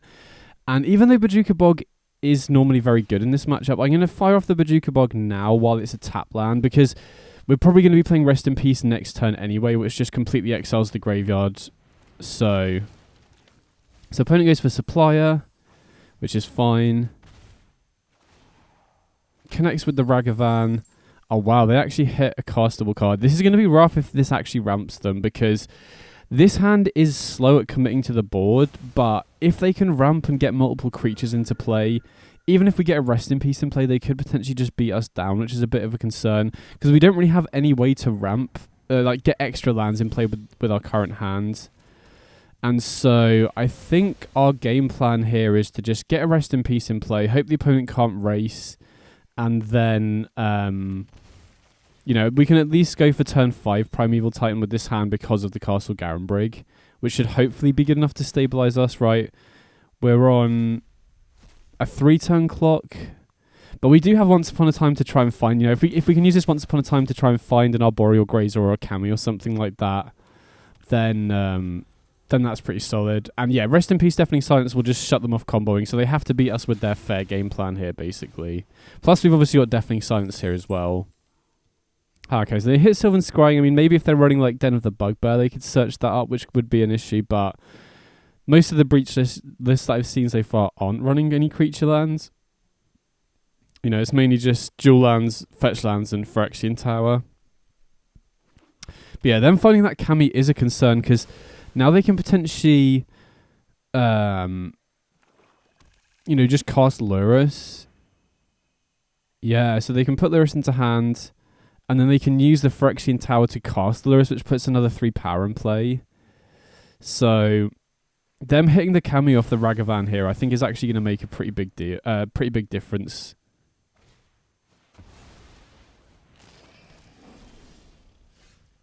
Oh wow, okay, that's a really good draw. So now we can go Deafening Silence, which will completely shut them off from comboing. Then we can go Sunken Citadel on green, and now we can cast Primeval Titan next turn. And then we don't get Field of Dead online, but we can get Colony Garden plus Radiant Fountain if we just need to stabilize. And I don't believe they're going to have many ways to deal with Primeval Titan itself. So, and we're only taking, we only go down to 5 here. So yeah, if we do go Radiant Fountain, Colony Garden, I think that should hopefully be good enough to stabilize here. But yeah, this is the key in this matchup. Just cut them off the combo, and then usually our backup game plan is good enough to beat theirs. Obviously, we had to keep a slightly slower hand here, but I still think Titans should be good enough to stabilize here. And from what I've seen in Breach, like I said, they shouldn't have too many ways of killing the Primeval Titan once it's in play. Maybe Molten Collapse. Wow, they have the Feed the Swarm. Okay. So I just got to hope they don't have double Bolt here. Oh no, you're kidding me. There's Bolt. Oh my god.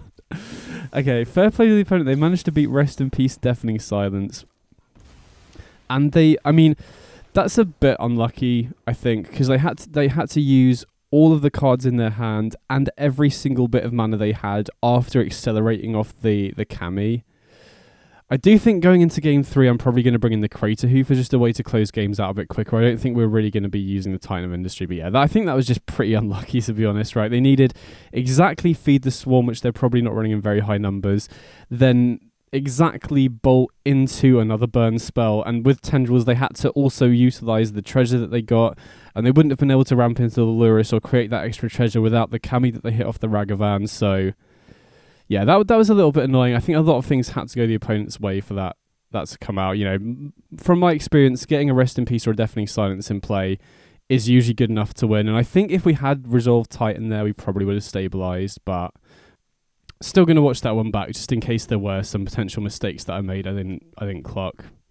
But yeah, going into Game 3, as I said, we could potentially consider keeping him Once Upon a Time over the Sylvan Scrying, but I feel like scrying does have a lot of utility here with the Bojuka Bog. Also, you know, just getting that turn 4 Titan in play is really important here as well. And then I do think Crater Hoof is better than Titan of Industry off natural order because, you know, against combo decks, you do want more ways to close the game out. And I don't think Titan really does all that much. You know, we saw Lurrus. Well, I think we can cut Titan because... Titan of Industry anyway, because we saw the opponents keeping Lurrus in, which means we don't have to worry about Blood Moon. Speaking of which, we can also just use this Windswept Heath to fetch a Temple Garden here, so that if we do draw Rest in Peace or Deafening Silence again, we should just be good to cut them off the combo, hopefully. Okay, nice. So now we can go for Wooded Foothills. Still going to grab a Snow-Covered Forest here because, you know, we could obviously go for Stomping Ground, but I guess it doesn't really matter. Maybe it's better to go for Stomping Ground there because... what am I saying? Yeah, because we don't have Spelunking in the deck anymore, so we don't have to worry about keeping that in the deck for the Hamweir Battlements line. But yeah, I feel pretty good about this hand. Right, we've got Natural Order next turn. If they do start filling the graveyard, we can obviously get Bojuka Bog to make them have to, you know, set up again to be able to combo off.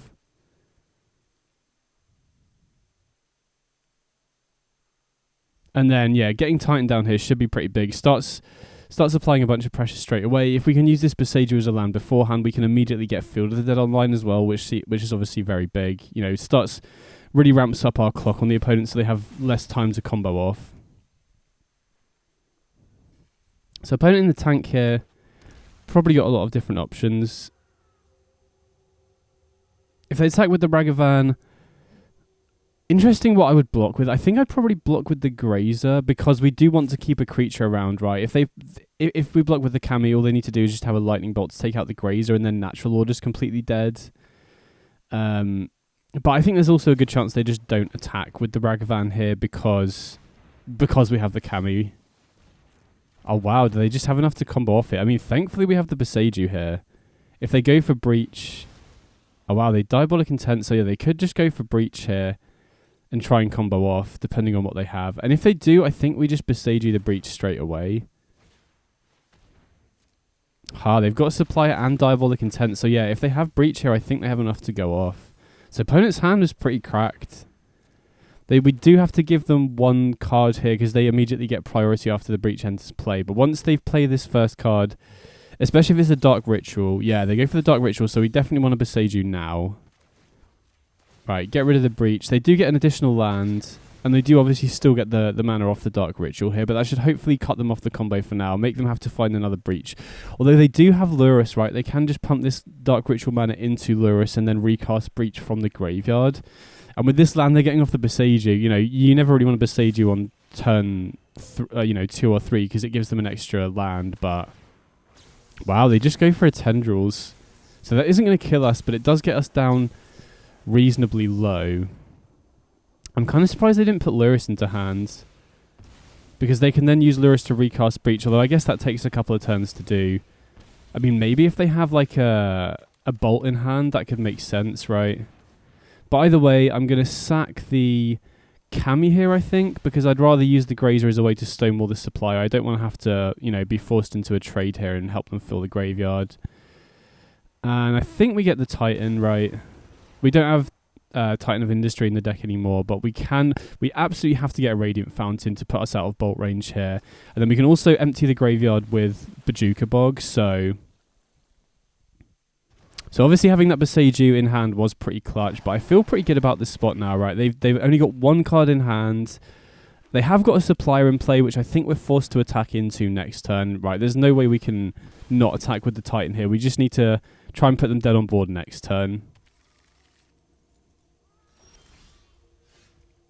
Okay, so we should attack first, right? Get the 2 Field of Deads in play, and then play Sunken Citadel, and I think we should be good, right? I mean, they are at 30 because of the Tendrils, so that does buy them a decent amount of time, but they're kind of forced to block with the Supplier here. They can just, you know, recast the cast Lurrus, recast Stitcher Supplier from the graveyard, but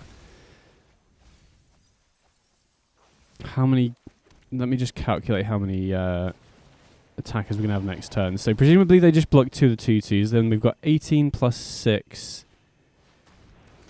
when then they gain 3 life back off the Lurus as well. So is this... I'll work out when we get to my turn, because if I draw another land, we can... Oh, no, we don't have Stomping Ground. I was going to say we can potentially give one of our zombies haste off the Hammer Battlements, but... Okay, so we do find a Colney Garden. I mean, we're definitely just going to attack him with everything, but the life gain off the Lurus might keep them alive here. But even so, they've only got 1 card in hand, right? They would need... For them to win this, I think they need to draw, like, double Bolt here. So I'm going to get the Stomping Ground now, just so that we can give a creature haste next turn. I'm going to get Blaststone as well. You know, just as a way to kill a potential Stitcher supplier if they do. But yeah, they do gain the 3 life back off the Lurus here. So does this stabilize them at 1? Yeah, so they stabilize at 1, but they've only got 1 card in hand here. So I think the only way they win here is just double Bolt, or like Bowmasters into Bolt. So I feel pretty good about this spot. They need something this turn, basically. Okay, there's Bowmasters. Really hope they don't have the Bolt here. Oh, no.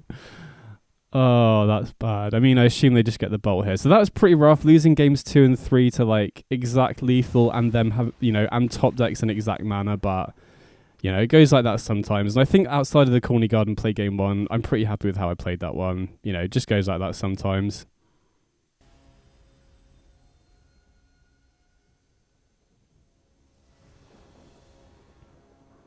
Okay, so we're on the play here. And yeah, this hand looks decent, right? We've got 2 accelerants. We've got Once Upon a Time to try and find us another land. We've got Empath and Natural Order as well. So a lot of ways to potentially get to the Titan here. You know, if we can find a Sunken Citadel off this Once Upon a Time, that would be huge. Oh, wow, we do. That's perfect then, right? So we can go Windswept Heath, going to fetch a basic here just in case we're against a Blood Moon deck. And then you always want to lead on Grazer if you have the option between Grazer and Kami, because Kami can obviously be used to get additional lands once you hit 3 mana. So yeah, this hand looks pretty sweet now. Then we've got, you know, potentially Empath next turn, or, you know, we could also just channel the Kami if we don't draw our 4th land to go for Natural Order. Okay, so opponent also leads on Once Upon a Time. Yeah, I think if I don't draw land... against the mirror match. Okay, interesting. But yeah, I think if I don't draw land, I'm probably forced into just channeling the Kami here. You know, because we really want to go for the turn 4 Titan. If I do find a land, I'm probably just going to go for Fierce Empath instead. Okay, so opponent also has Kami into World Tree. Okay, so we didn't draw land, so I think we're just forced to pass and then channel the Kami end of the opponent's turn. Since we're in the mirror match, I don't think we really have to worry about the Grazer getting killed here unless the opponent's running like a weird build that I'm not aware of. Because typically, Titan decks don't have much interaction in the main deck at all. Okay, opponent has Oko, interesting. And they plus to make food. So we'll just channel the Kami here. And then just go for Natural Order into Titan. Now, unfortunately, because the opponent does have Oko, that does mean they can just Elk the Primeval Titan here, which is a little bit rough, but we have 2 other ways of getting another one in play, right? We have both Natural Order and Fierce Empath here, so I'm not really too concerned about that. And I think I'll definitely get Colney Garden while we have this Natural Order in hand, right? I assume the opponent will Elk the Primeval Titan here, and we could then use Natural Order to sack the Titan, but I think it's just generally much better to do that on the 0-1, because the 3-3 Titan here, even though it loses all its abilities, is still, you know, a reasonable attacker. Okay, so opponent has Kami. They don't really have good ways to ramp into their Titan unless they have a Castle Garenbrig here. If they have Garenbrig as their other land for the turn, then they can definitely cast the Titan. Even without that, if they have another untapped land here, they can just go for Titan next turn anyway. Okay, Temple God's a nice draw here because we can just get Fielded dead online. And then I think we could just go Empath into Titan here and hold on to the Natural Order, right? Because we have Citadel plus Garenbrig. But I think I just want to use I just want to use the Natural Order because the only way doing it the other way around is better is if we would want to fetch Titan of Industry for whatever reason, which I don't think we really do in this matchup. You know, I'd be surprised if the opponent's running any artifacts or enchantments we want to kill. I think we just want to get as many Titans into play just commit to the board as quickly as possible. And then, yeah, we'll just go Empath here, get a Primeval Titan.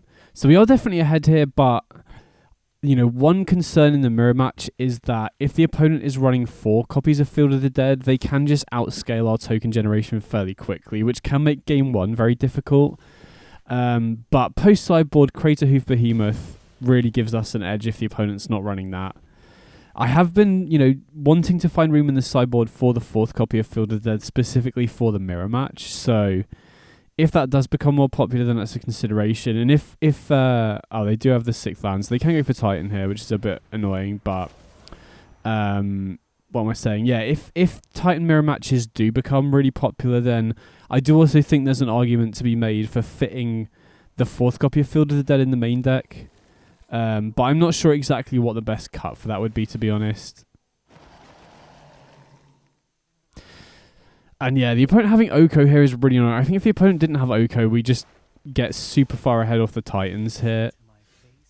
Wow, interesting. Another natural order. Okay. The annoying thing here is, though, I think we probably have to attack down the Oko here. Because, you know, we definitely don't have lethal while the opponent has that many blockers in play. And we really don't want Oko to just keep elking all of the Primeval Titans that we play, because we do have, you know, access to all 4 pretty early on in this game. But, you know, if the opponent is running 4 Field of the Deads, even though we got off to a much faster start, there is a good chance they can stabilize here.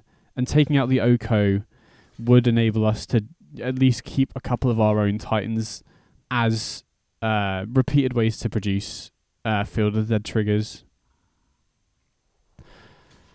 So as things stand, Oko's only going down to 2. But I think that's fine, right? We can get Primeval Titan to play this turn and then Natural Order next turn. And if the opponent doesn't have the 4th Field of the Dead, I'm pretty confident about our chances this game. If they don't, it's going to be a little trickier, though. So we're Once Upon a Time first to see what we hit. Interesting. I think we just go for the Kami of Bamboo Groves here, because that can either be an additional creature for the Natural Order, or we can obviously use it to get some extra lands into play, or sorry, produce extra lands in our hand.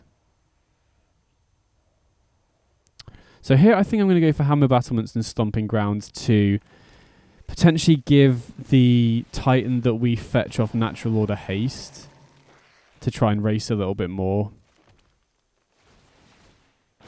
And then I think I'm just going to play the Kami out here, because I'm going to be sacrificing the Kami to the Natural Order, although maybe it's best to wait, because we already have so much mana here. We could obviously also just go for Natural Order now, which would be rough if the opponent has another Oko, right, because they could elk both of them in the same turn. But instead I'm just going to go for the Kami here, and then Natural Order and give the Titan haste to play around a second Oko, because, you know, with this much mana, I don't think there's anything that we can draw here that we're not going to be able to cast in addition to the Natural Order next turn, right? So doing it this way conceals information, you know. Also, in case they're running something like Ugin the Spirit Dragon, although actually if we're playing around Ugin, they do have the 4th Field of the Dead. Okay, that makes things a lot trickier. But yeah, maybe I'm supposed to just hold on to this Kami to play around Ugin, because I have seen some builds running Ugin. Right, there's a decent chance they could just play the Ugin and then sweep my entire board here, and then we don't have a target for Natural Order anymore. So that was maybe a misplay on my part. I blocked with the Primeval Titan there, by the way, because it then doesn't give the opponent a good target to elk. Right, if we don't block with the Titan and we just block with our Field of the Dead tokens, then they're probably just going to elk the Titan main phase 2. Whereas now they just don't really have a good target to elk. You know, they're probably just going to have to use it on the food token.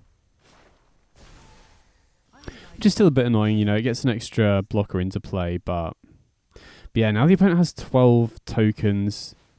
I mean, at least we'll get another Primeval Titan into play. Maybe I'm supposed to play Natural Order before Splunking in case I draw the Primeval Titan, although then I guess we could just use the Natural Order to get a Titan of Industry instead, so probably not too much of a big deal there. So we'll play the Grazer here, and then Natural Order sacrificing the Grazer to get a Primeval Titan. And even, you know, typically game 1 is really hard to win against opposing decks that run the full 4 copies of Field of the Dead, but they've only got 1 card left in hand here, so I think we could potentially pull ahead. So we've got one basic left in the deck, so we can get a fetch land here to be able to make more tokens at instant speed, which is pretty nice. And then we can obviously give the Titan haste. Get even more tokens in play. And then we could attack down Oko here, but I don't think there's a way to guaranteed kill it. I mean, we could attack, Oko with everything, but then they could just let the Oko die and attack us back for a lot next turn. Just trying to think what the best attack is here. I mean, I feel like we're losing so much potential damage if we do go after Oko, right? If we attack Oko with everything, we're potentially missing out on so much damage that could go face. So even though they could Elk the Titan here, I don't know, it's tricky. Like, I assume they're blocking this 6/6 Primeval Titan regardless of where I attack. Actually, I think I'm just going to go face with everything, right? I just don't think it's worth diverting this much damage away just to stop them elking the Primeval Titan. Now, again, obviously they do have a lot of blockers here, but we're going to have to get through them eventually, and I think just going face at least forces them into blocks here. And I think, I'm trying to debate what the best lands to get are here. I'm going to get a Sunken Citadel and a Bojuka Bog, just in case they have some graveyard synergies. Like, I've seen Balaged Recovery in some decks, so at least this stops them rebuying Titan from the graveyard if they happen to top deck that. But yeah, this is a tricky situation. I feel like since we are slightly ahead here, we might as well just press the advantage. Because if the opponent doesn't... Oh, I guess they do have the Wooded Foothills to make more tokens. But yeah, as you can see, even though we got off to a faster start, the opponent having the full 4 copies of Field of the Dead does make game 1 really tough for us. Post-sideboard, though, Crater Hoof should help even things out quite a lot. But yeah, like I mentioned, I do think that if Titan Mirror matches become more popular, you probably do have to find room in the main deck somewhere for that 4th copy of Field of the Dead. I could maybe even see trimming just a Spelunking for an extra Field of the Dead. Spelunking is very good, but it definitely doesn't feel mandatory, and I do end up sideboarding it out in quite a lot of matchups. But you could also try and just cut another land. But again, every land that I've got currently does feel pretty important, so I'm not really sure what the best one would be, to be honest. Okay, so we're trading off a ton of creatures here. We'll still be left with 12 creatures, though, so...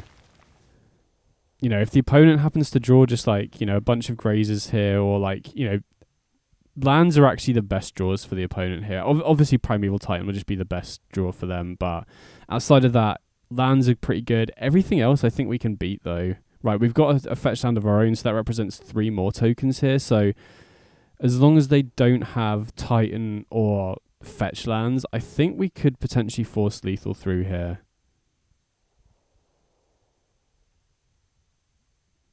And they don't really have good targets to Elk. Oh no, they've got Natural Order. I mean, I assume that was the top deck, or they probably would have played it last turn. Or they maybe not, because they only had Primeval Titan into play. Either way, I think we're probably going to lose this now. Actually, yeah, we'll definitely lose this now, right? They just get 2 fetch lands. If they still have fetchables left in the deck, they get... What is that, like, 8 tokens off each... then they can sack the fetch lands next turn for 8 more.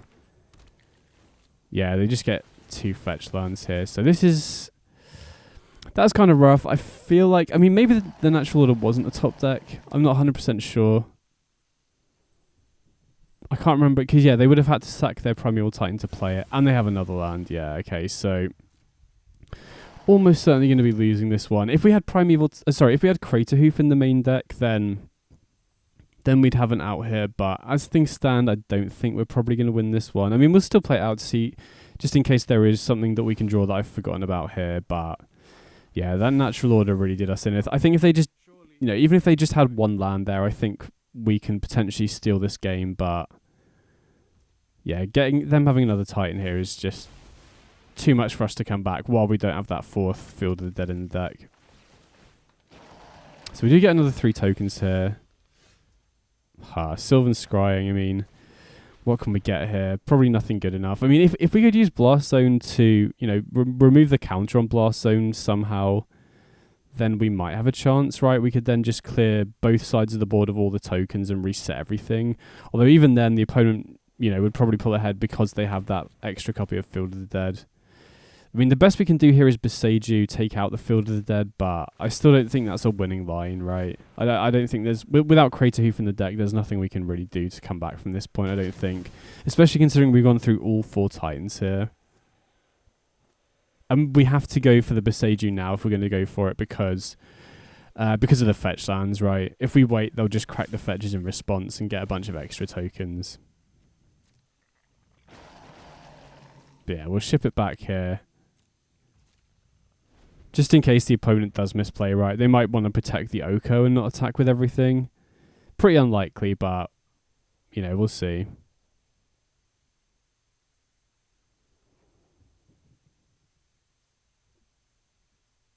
But yeah, like I said, post-sideboard should become a lot better. Crater Hoof is really the mirror breaker from my experience. And again, like I said, I have been thinking about trying to find room for that 4th Field of Dead in the sideboard, but I'm just not sure what I'd cut for it, to be honest. It doesn't really feel that important because I have been able to beat, every time I've come up against, or a lot of the times I've come up against Field of the Dead decks with the 4th copy of Field, we usually lose game 1 because of situations like this where their token generation just completely outscales ours, because that 4th copy producing an extra token every time really adds up. But then post-sideboard, if you can get Crater Hoof off of Fierce Empath or Crater Hoof off Natural Order, even if the opponent is way ahead of you on tokens, you can just completely break that dynamic. So I'll make the blocks here just in case there's something that I've forgotten about, but pretty sure we just lose this one. I wish there was an easier way to block like this, where you could just select a bunch of tokens and auto select it to block one of each. Because if you just click on the number, it just blocks one of them with all. So yeah, we'll block like this. Take, what is that? 9 damage. But yeah, without Ugin or Crater Hoof in the deck, I don't think we really have any outs. But I want to play it out just in case we get any more information about what they're running, right? Either in terms of the mana base or just the additional cards that they're on. Because there are a number of different builds of Field of the Dead. So, seeing if they're running Ugin or Uro, or Uro or something like that could be valuable going into the next few games.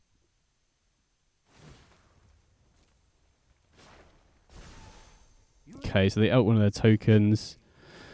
We'll take up the Blast Zone to 3 just so we have a way to kill the Oko. But yeah, I don't even think we've got, without Primeval Titan, we don't even have enough ways to get enough blockers in play to survive another turn. So yeah, we scoop it up here, but I kind of expect to lose game 1 if the opponent's on the full 4 copies of Field of the Dead. But either way, we get in the Crater Hoof, which is just by far and away the most important card in this matchup. And then, like I said, it would be nice in this matchup specifically to have access to the 4th Field of the Dead, either in the main deck if it is a popular matchup, or at least in the sideboard if it's, still relatively common. But again, I'm still not sure what I'd cut, because the thing is, this is the only matchup where I would want the 4th Field of the Dead, and everything else in the sideboard just feels more important, right? Everything else in the sideboard is pretty multi-purpose. Thrillback is great against Blood Moon, Graveyard decks, and Burn, or just aggressive decks in general to gain you a bit of life. Multiple decks run counter spells, so the Thruns and Carnage Tyrants are really good against those sorts of decks. And then the combo hate cards are very flexible across different matchups as well. Deafening Silence good against the Storm decks, and Is It Phoenix? Rest in Peace good against any of the Graveyard combo decks, and just heavy Graveyard synergy decks in general. And then Stonebrain is good against basically all the other combo decks. Belcher, Tainted Pact, Yorgmoth, stuff like that. And then Crater Hoof, not only really good in this matchup, I actually think the single copy of Crater Hoof is more important than the 4th copy of the Field of Dead in this matchup. But it's also just really important in matchups where you need to close the game out a bit quicker. Like, I typically bring it in place of Titan of Industry against combo decks, because you just want to be able to close games out quicker. And then, also against decks that tend to run sweepers against me, I like bringing it in as well. Like the 4 and 5 color mid-range decks sometimes bring in stuff like Supreme Verdict against you. So having access to a sweeper to just be able to kill the opponent even when they've got a sweeper in hand, is pretty big. So this hand is a, potential turn 3, well, almost certainly going to be a turn 3 Titan, because we have Castle Garenbrig, we can use Sylvan Scrying to get Sunken Citadel, and we've also got the Natural Order, so we could also use Sylvan Scrying to find Colony Garden. So I think we've got to keep any hand that's a turn 4 Titan here, really. So opponent's considering their mulligan, but yeah, I think the other really big thing about this hand as well is that we have Primeval Titan into Natural Order, which is really big, right? If we can go go Sylvan Scrying next turn, get Sunken Citadel, turn 4 Titan, then we can use Natural Order to find the Crater Hoof. So even if the opponent does get out ahead of us, or they do stabilize like they did last game with the 4th copy of Field of the Dead, having Natural Order into Crater Hoof is a really, really good way of just, closing the game out, even if the opponent has way more tokens than we do. Okay, there's Field of the Dead. So definitely go Sylvan Scrying for a Sunken Citadel here. Then we'll play the Citadel next turn, turn 4 Titan, and then use the Titan to get a Colony Garden, and then we might have to wait an extra turn to get enough creatures in play that Crater Hoof is lethal, but you have time in this matchup, right? As you saw last game, it's just basically both players just building up a really big board of tokens until one can attack past. So you have plenty of time to set up your board so that Crater Hoof is lethal here. You don't want to do it early while it's not lethal. So I'll play the Sunken Citadel here, and then we can also go for the Sylvan Scrying, and I'm not sure what we want to get off the Sylvan Scrying here, to be honest. We could also use Besieger on their Field of the Dead, but I don't think there's really any rush to do that. So I think I'd rather just be mana efficient here. And I want to keep the Colony Garden in the deck for the Primeval Titan trigger, so I'm not actually sure what the best card to pick is here. I would probably fetch Besieger if I didn't have it in hand already. Maybe Blast Zone, but that's not really doing all that much. Could also get a fetch land, but we've already got a fetch land in hand, and we've already fetched one land as well. So I think I'm just going to get Blast Zone here, even though it doesn't really do much in the matchup. It's useful to have access to, and like we saw last game, we can potentially take it up to 3 to take out like an Oko or a Spelunking from the opponent. Looks like they're on quite a slow start though, which is very good to see. So I'm going to use the fetch land now. Maybe it's better to wait on this until we got Field of the Dead online to get an extra token in play, but yeah, maybe I'm supposed to play Blast Zone there instead, actually. But I don't think it should really make a huge difference, to be honest. I don't think, unless they're running counter spells, which I'm not expecting, then I think, there's not really much the opponent can do to stop us just setting up the Crater Hoof win here, to be honest. And since we're getting out ahead, if the opponent is also running Crater Hoof themselves, I really don't think they'll be quick enough to race this. Oh, okay, they've got their own Besieger, so they do take out one of our Field of the Deads, but I don't think that really makes a huge difference. I guess one of the other advantages of fetching our land there is that we still have more stuff to get off Besieger out of our deck, but that doesn't really make too much of a difference. Because I guess the other risk is if we draw our fetchables before we fetch, then the fetch land becomes dead, I guess is the point I'm trying to make, but that's a pretty minor point. I don't think that should really make too much of a difference. So here, thankfully, we have the Field of the Dead in hand, so we can get that active immediately. And then we can attack with the Titan, get the other Field of the Dead in play. Oh wow, they got second Besieger. Okay, that's a little bit annoying, but again, with this Natural Order in hand, I don't think it really matters, to be honest. So we are now out of fetchables, which we need to remember, but we do get our third Field of the Dead in play here, which is going to get 2 tokens, so that should hopefully set us up for a big enough board that Natural Order should win next turn. And even if we happen to draw the Crater Hoof off the top, we have enough mana to cast it now. So yeah, Once Upon a Time, I think we'll just get Grazen now, get the lands in play, get more bodies in play for next turn so that the Crater Hoof is definitely going to be lethal here. And then if the opponent plays a Titan of their own, we can obviously Besieger their Field of the Dead in response as well. Cut them off at least one of them. But again, like I said, as long as they don't have a counterspell here, I think we should just be good to win off the Crater Hoof next turn. Okay, there is a Garenbrig. They do have a Titan of their own, so going to Besieger the Field of the Dead in response here, just to get rid of one of them. If we didn't have another land in hand, then I would probably save it, because getting an extra token in play just buffs our whole board by an extra +1/+1 for every creature because of the Crater Hoof. But I am actually quite glad they're tapping out for the Titan here.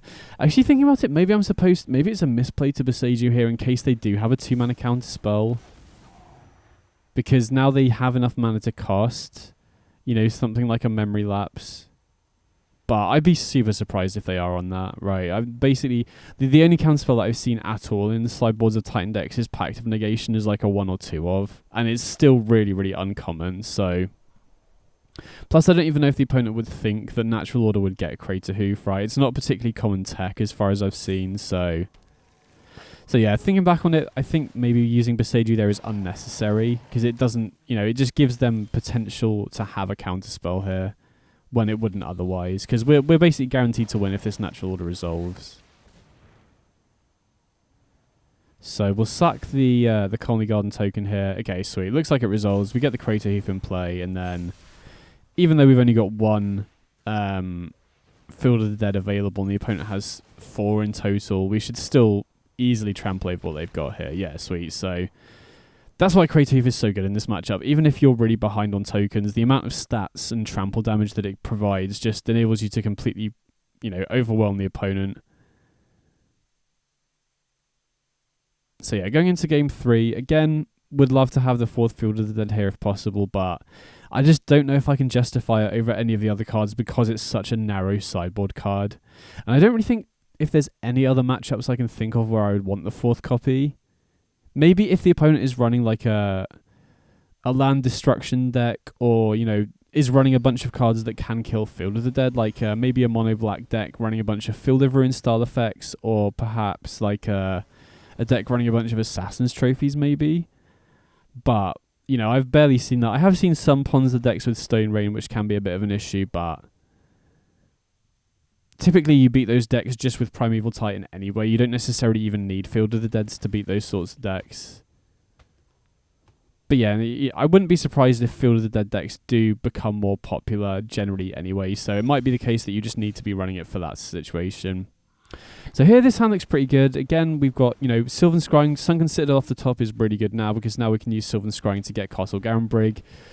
And that's pretty huge, actually. That draw was big, because now, again, we have just, like, natural Primeval Titan on turn 4, plus Natural Order to get the Crater Hoof, which is what we want to set up, right? Okay, 2 Field of the Dead is obviously kind of I think that's actually good for us in a way, because it will take them an extra turn to get Field of the Dead online in most situations. And then I think I'll play the Stomping Ground tapped here. Then we can go for Garenbrig next turn. I'm gonna hold on to the Garenbrig because it plays around Boseiju. Well, it plays around Boseiju more than if we just run it out. If we play the Castle Garenbrig and they do have Boseiju here, they probably target the Garenbrig. Whereas if we hold it, if they do have Boseiju, they have to preemptively use it on the Sunken Citadel, which I think is, you know, not bad for us. And even if they do that, we still have, you know, we're probably forced to use Natural Order next turn. But we can still use Fierce Empath to find the Crater Hoof here.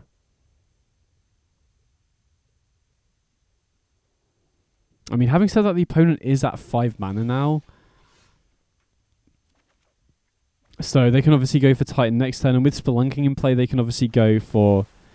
okay, so yeah, heads up play from the opponent. They use Boseiju to take out the Sunken Citadel here, which does cut us off just, you know, naturally casting Primeval Titan this turn.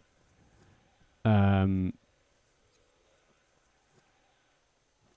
think it really matters what I get. I'm just going to get the basic forest so we don't have to take any unnecessary damage here, but we can just go for Natural Order this turn, which I think is what we need to do, right? We need to get on the board, start making Field of the Dead tokens, and then just get to the point where we can use Fierce Empath to find the Crater Hoof and win like we did last game.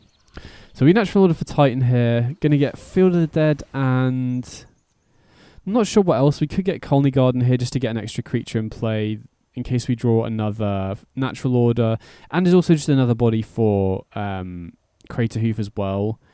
Are also a couple of other options. I don't think we definitely don't want to get fetch lands because we've already got 2 in hand and we're running out of fetchables already. I think I'm just going to get the Hammer Battlements because we've already got Stomping Ground in play here as well. So we could potentially set up going, Primeval Titan, give it haste. Okay, opponent does have a Titan of their own, so I presume they do their Hammer Battlements line here, right? Hammer Battlements and a red source, give their Titan haste, and then attack.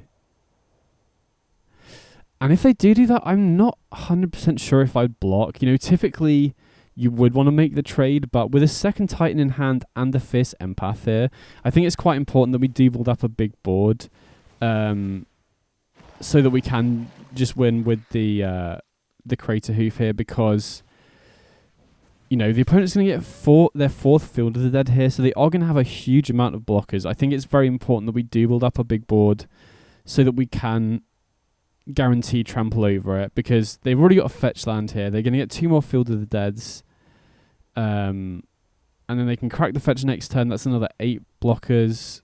Oh, sorry, another 4 blockers. If they have another land in their hand, then that's another 4 as well.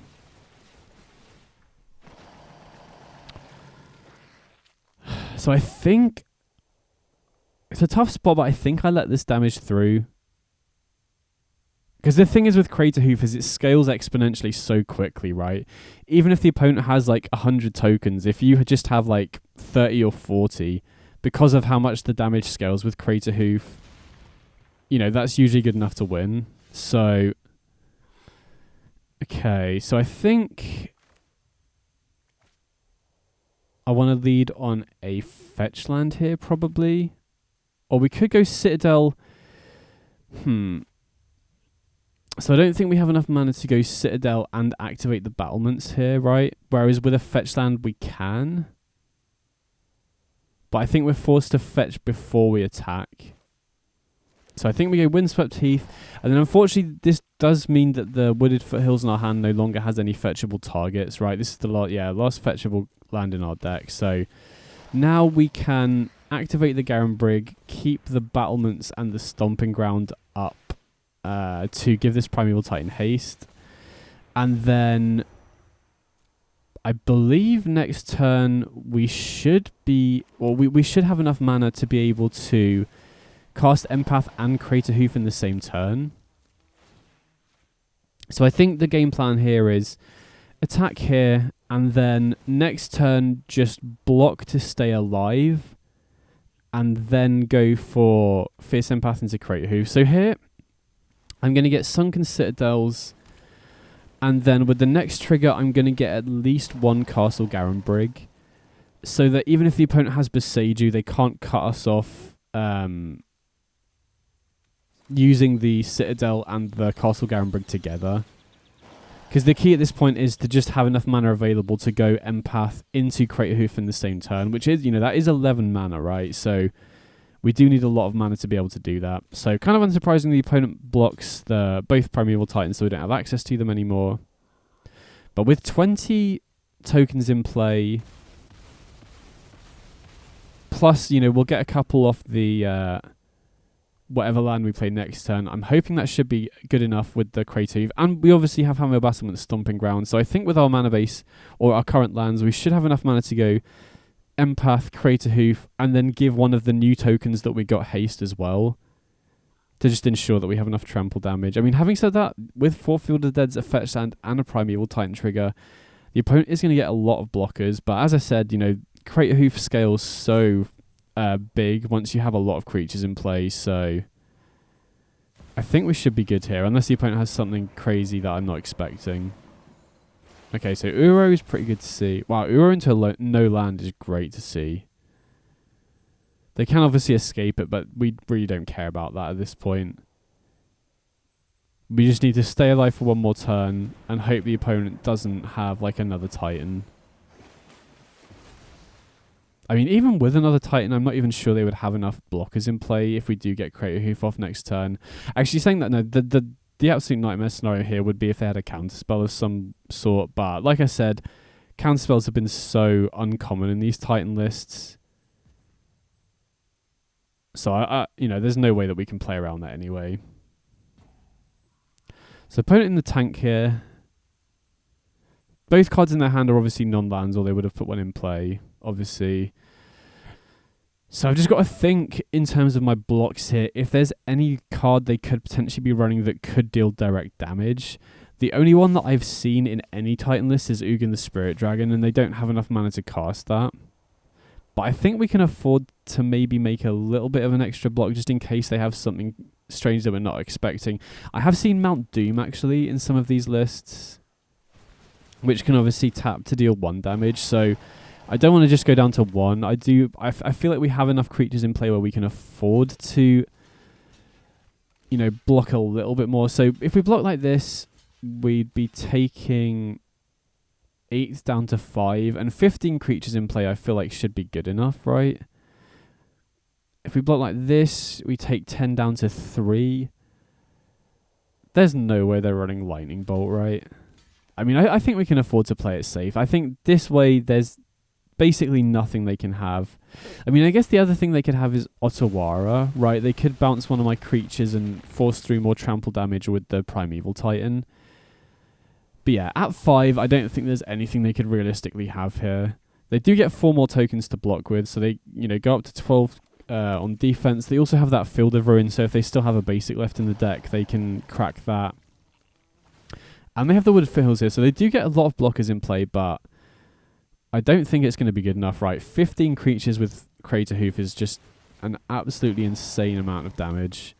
Plus, we'll obviously, like I said, be able to give the zombie that we get off the land for the turn haste off the Handmere Battlements.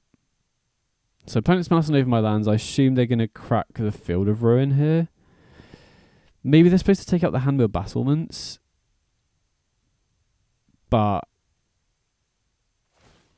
I don't know. I guess the opponent probably can't afford to play around Crater Hoof here anyway. So they go after the Field of the Dead, which makes sense. Don't have anything to fetch off the Field of Ruin, unfortunately.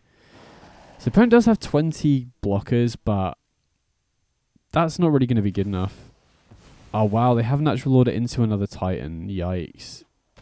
So that's another 8 blockers.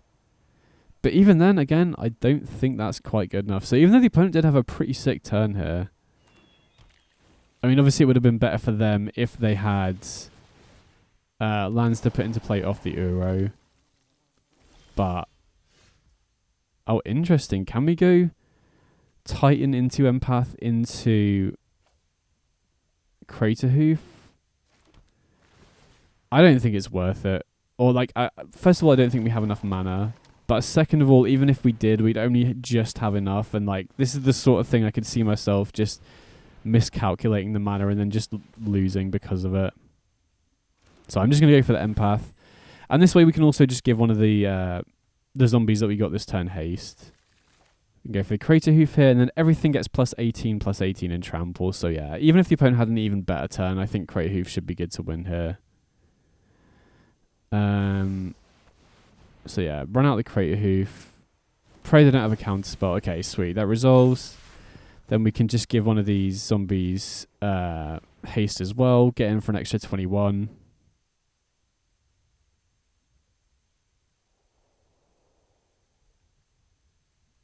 So this like, okay, opponent just scoops up. So yeah, Crater Hoof is just the complete mirror breaker if you can get it down.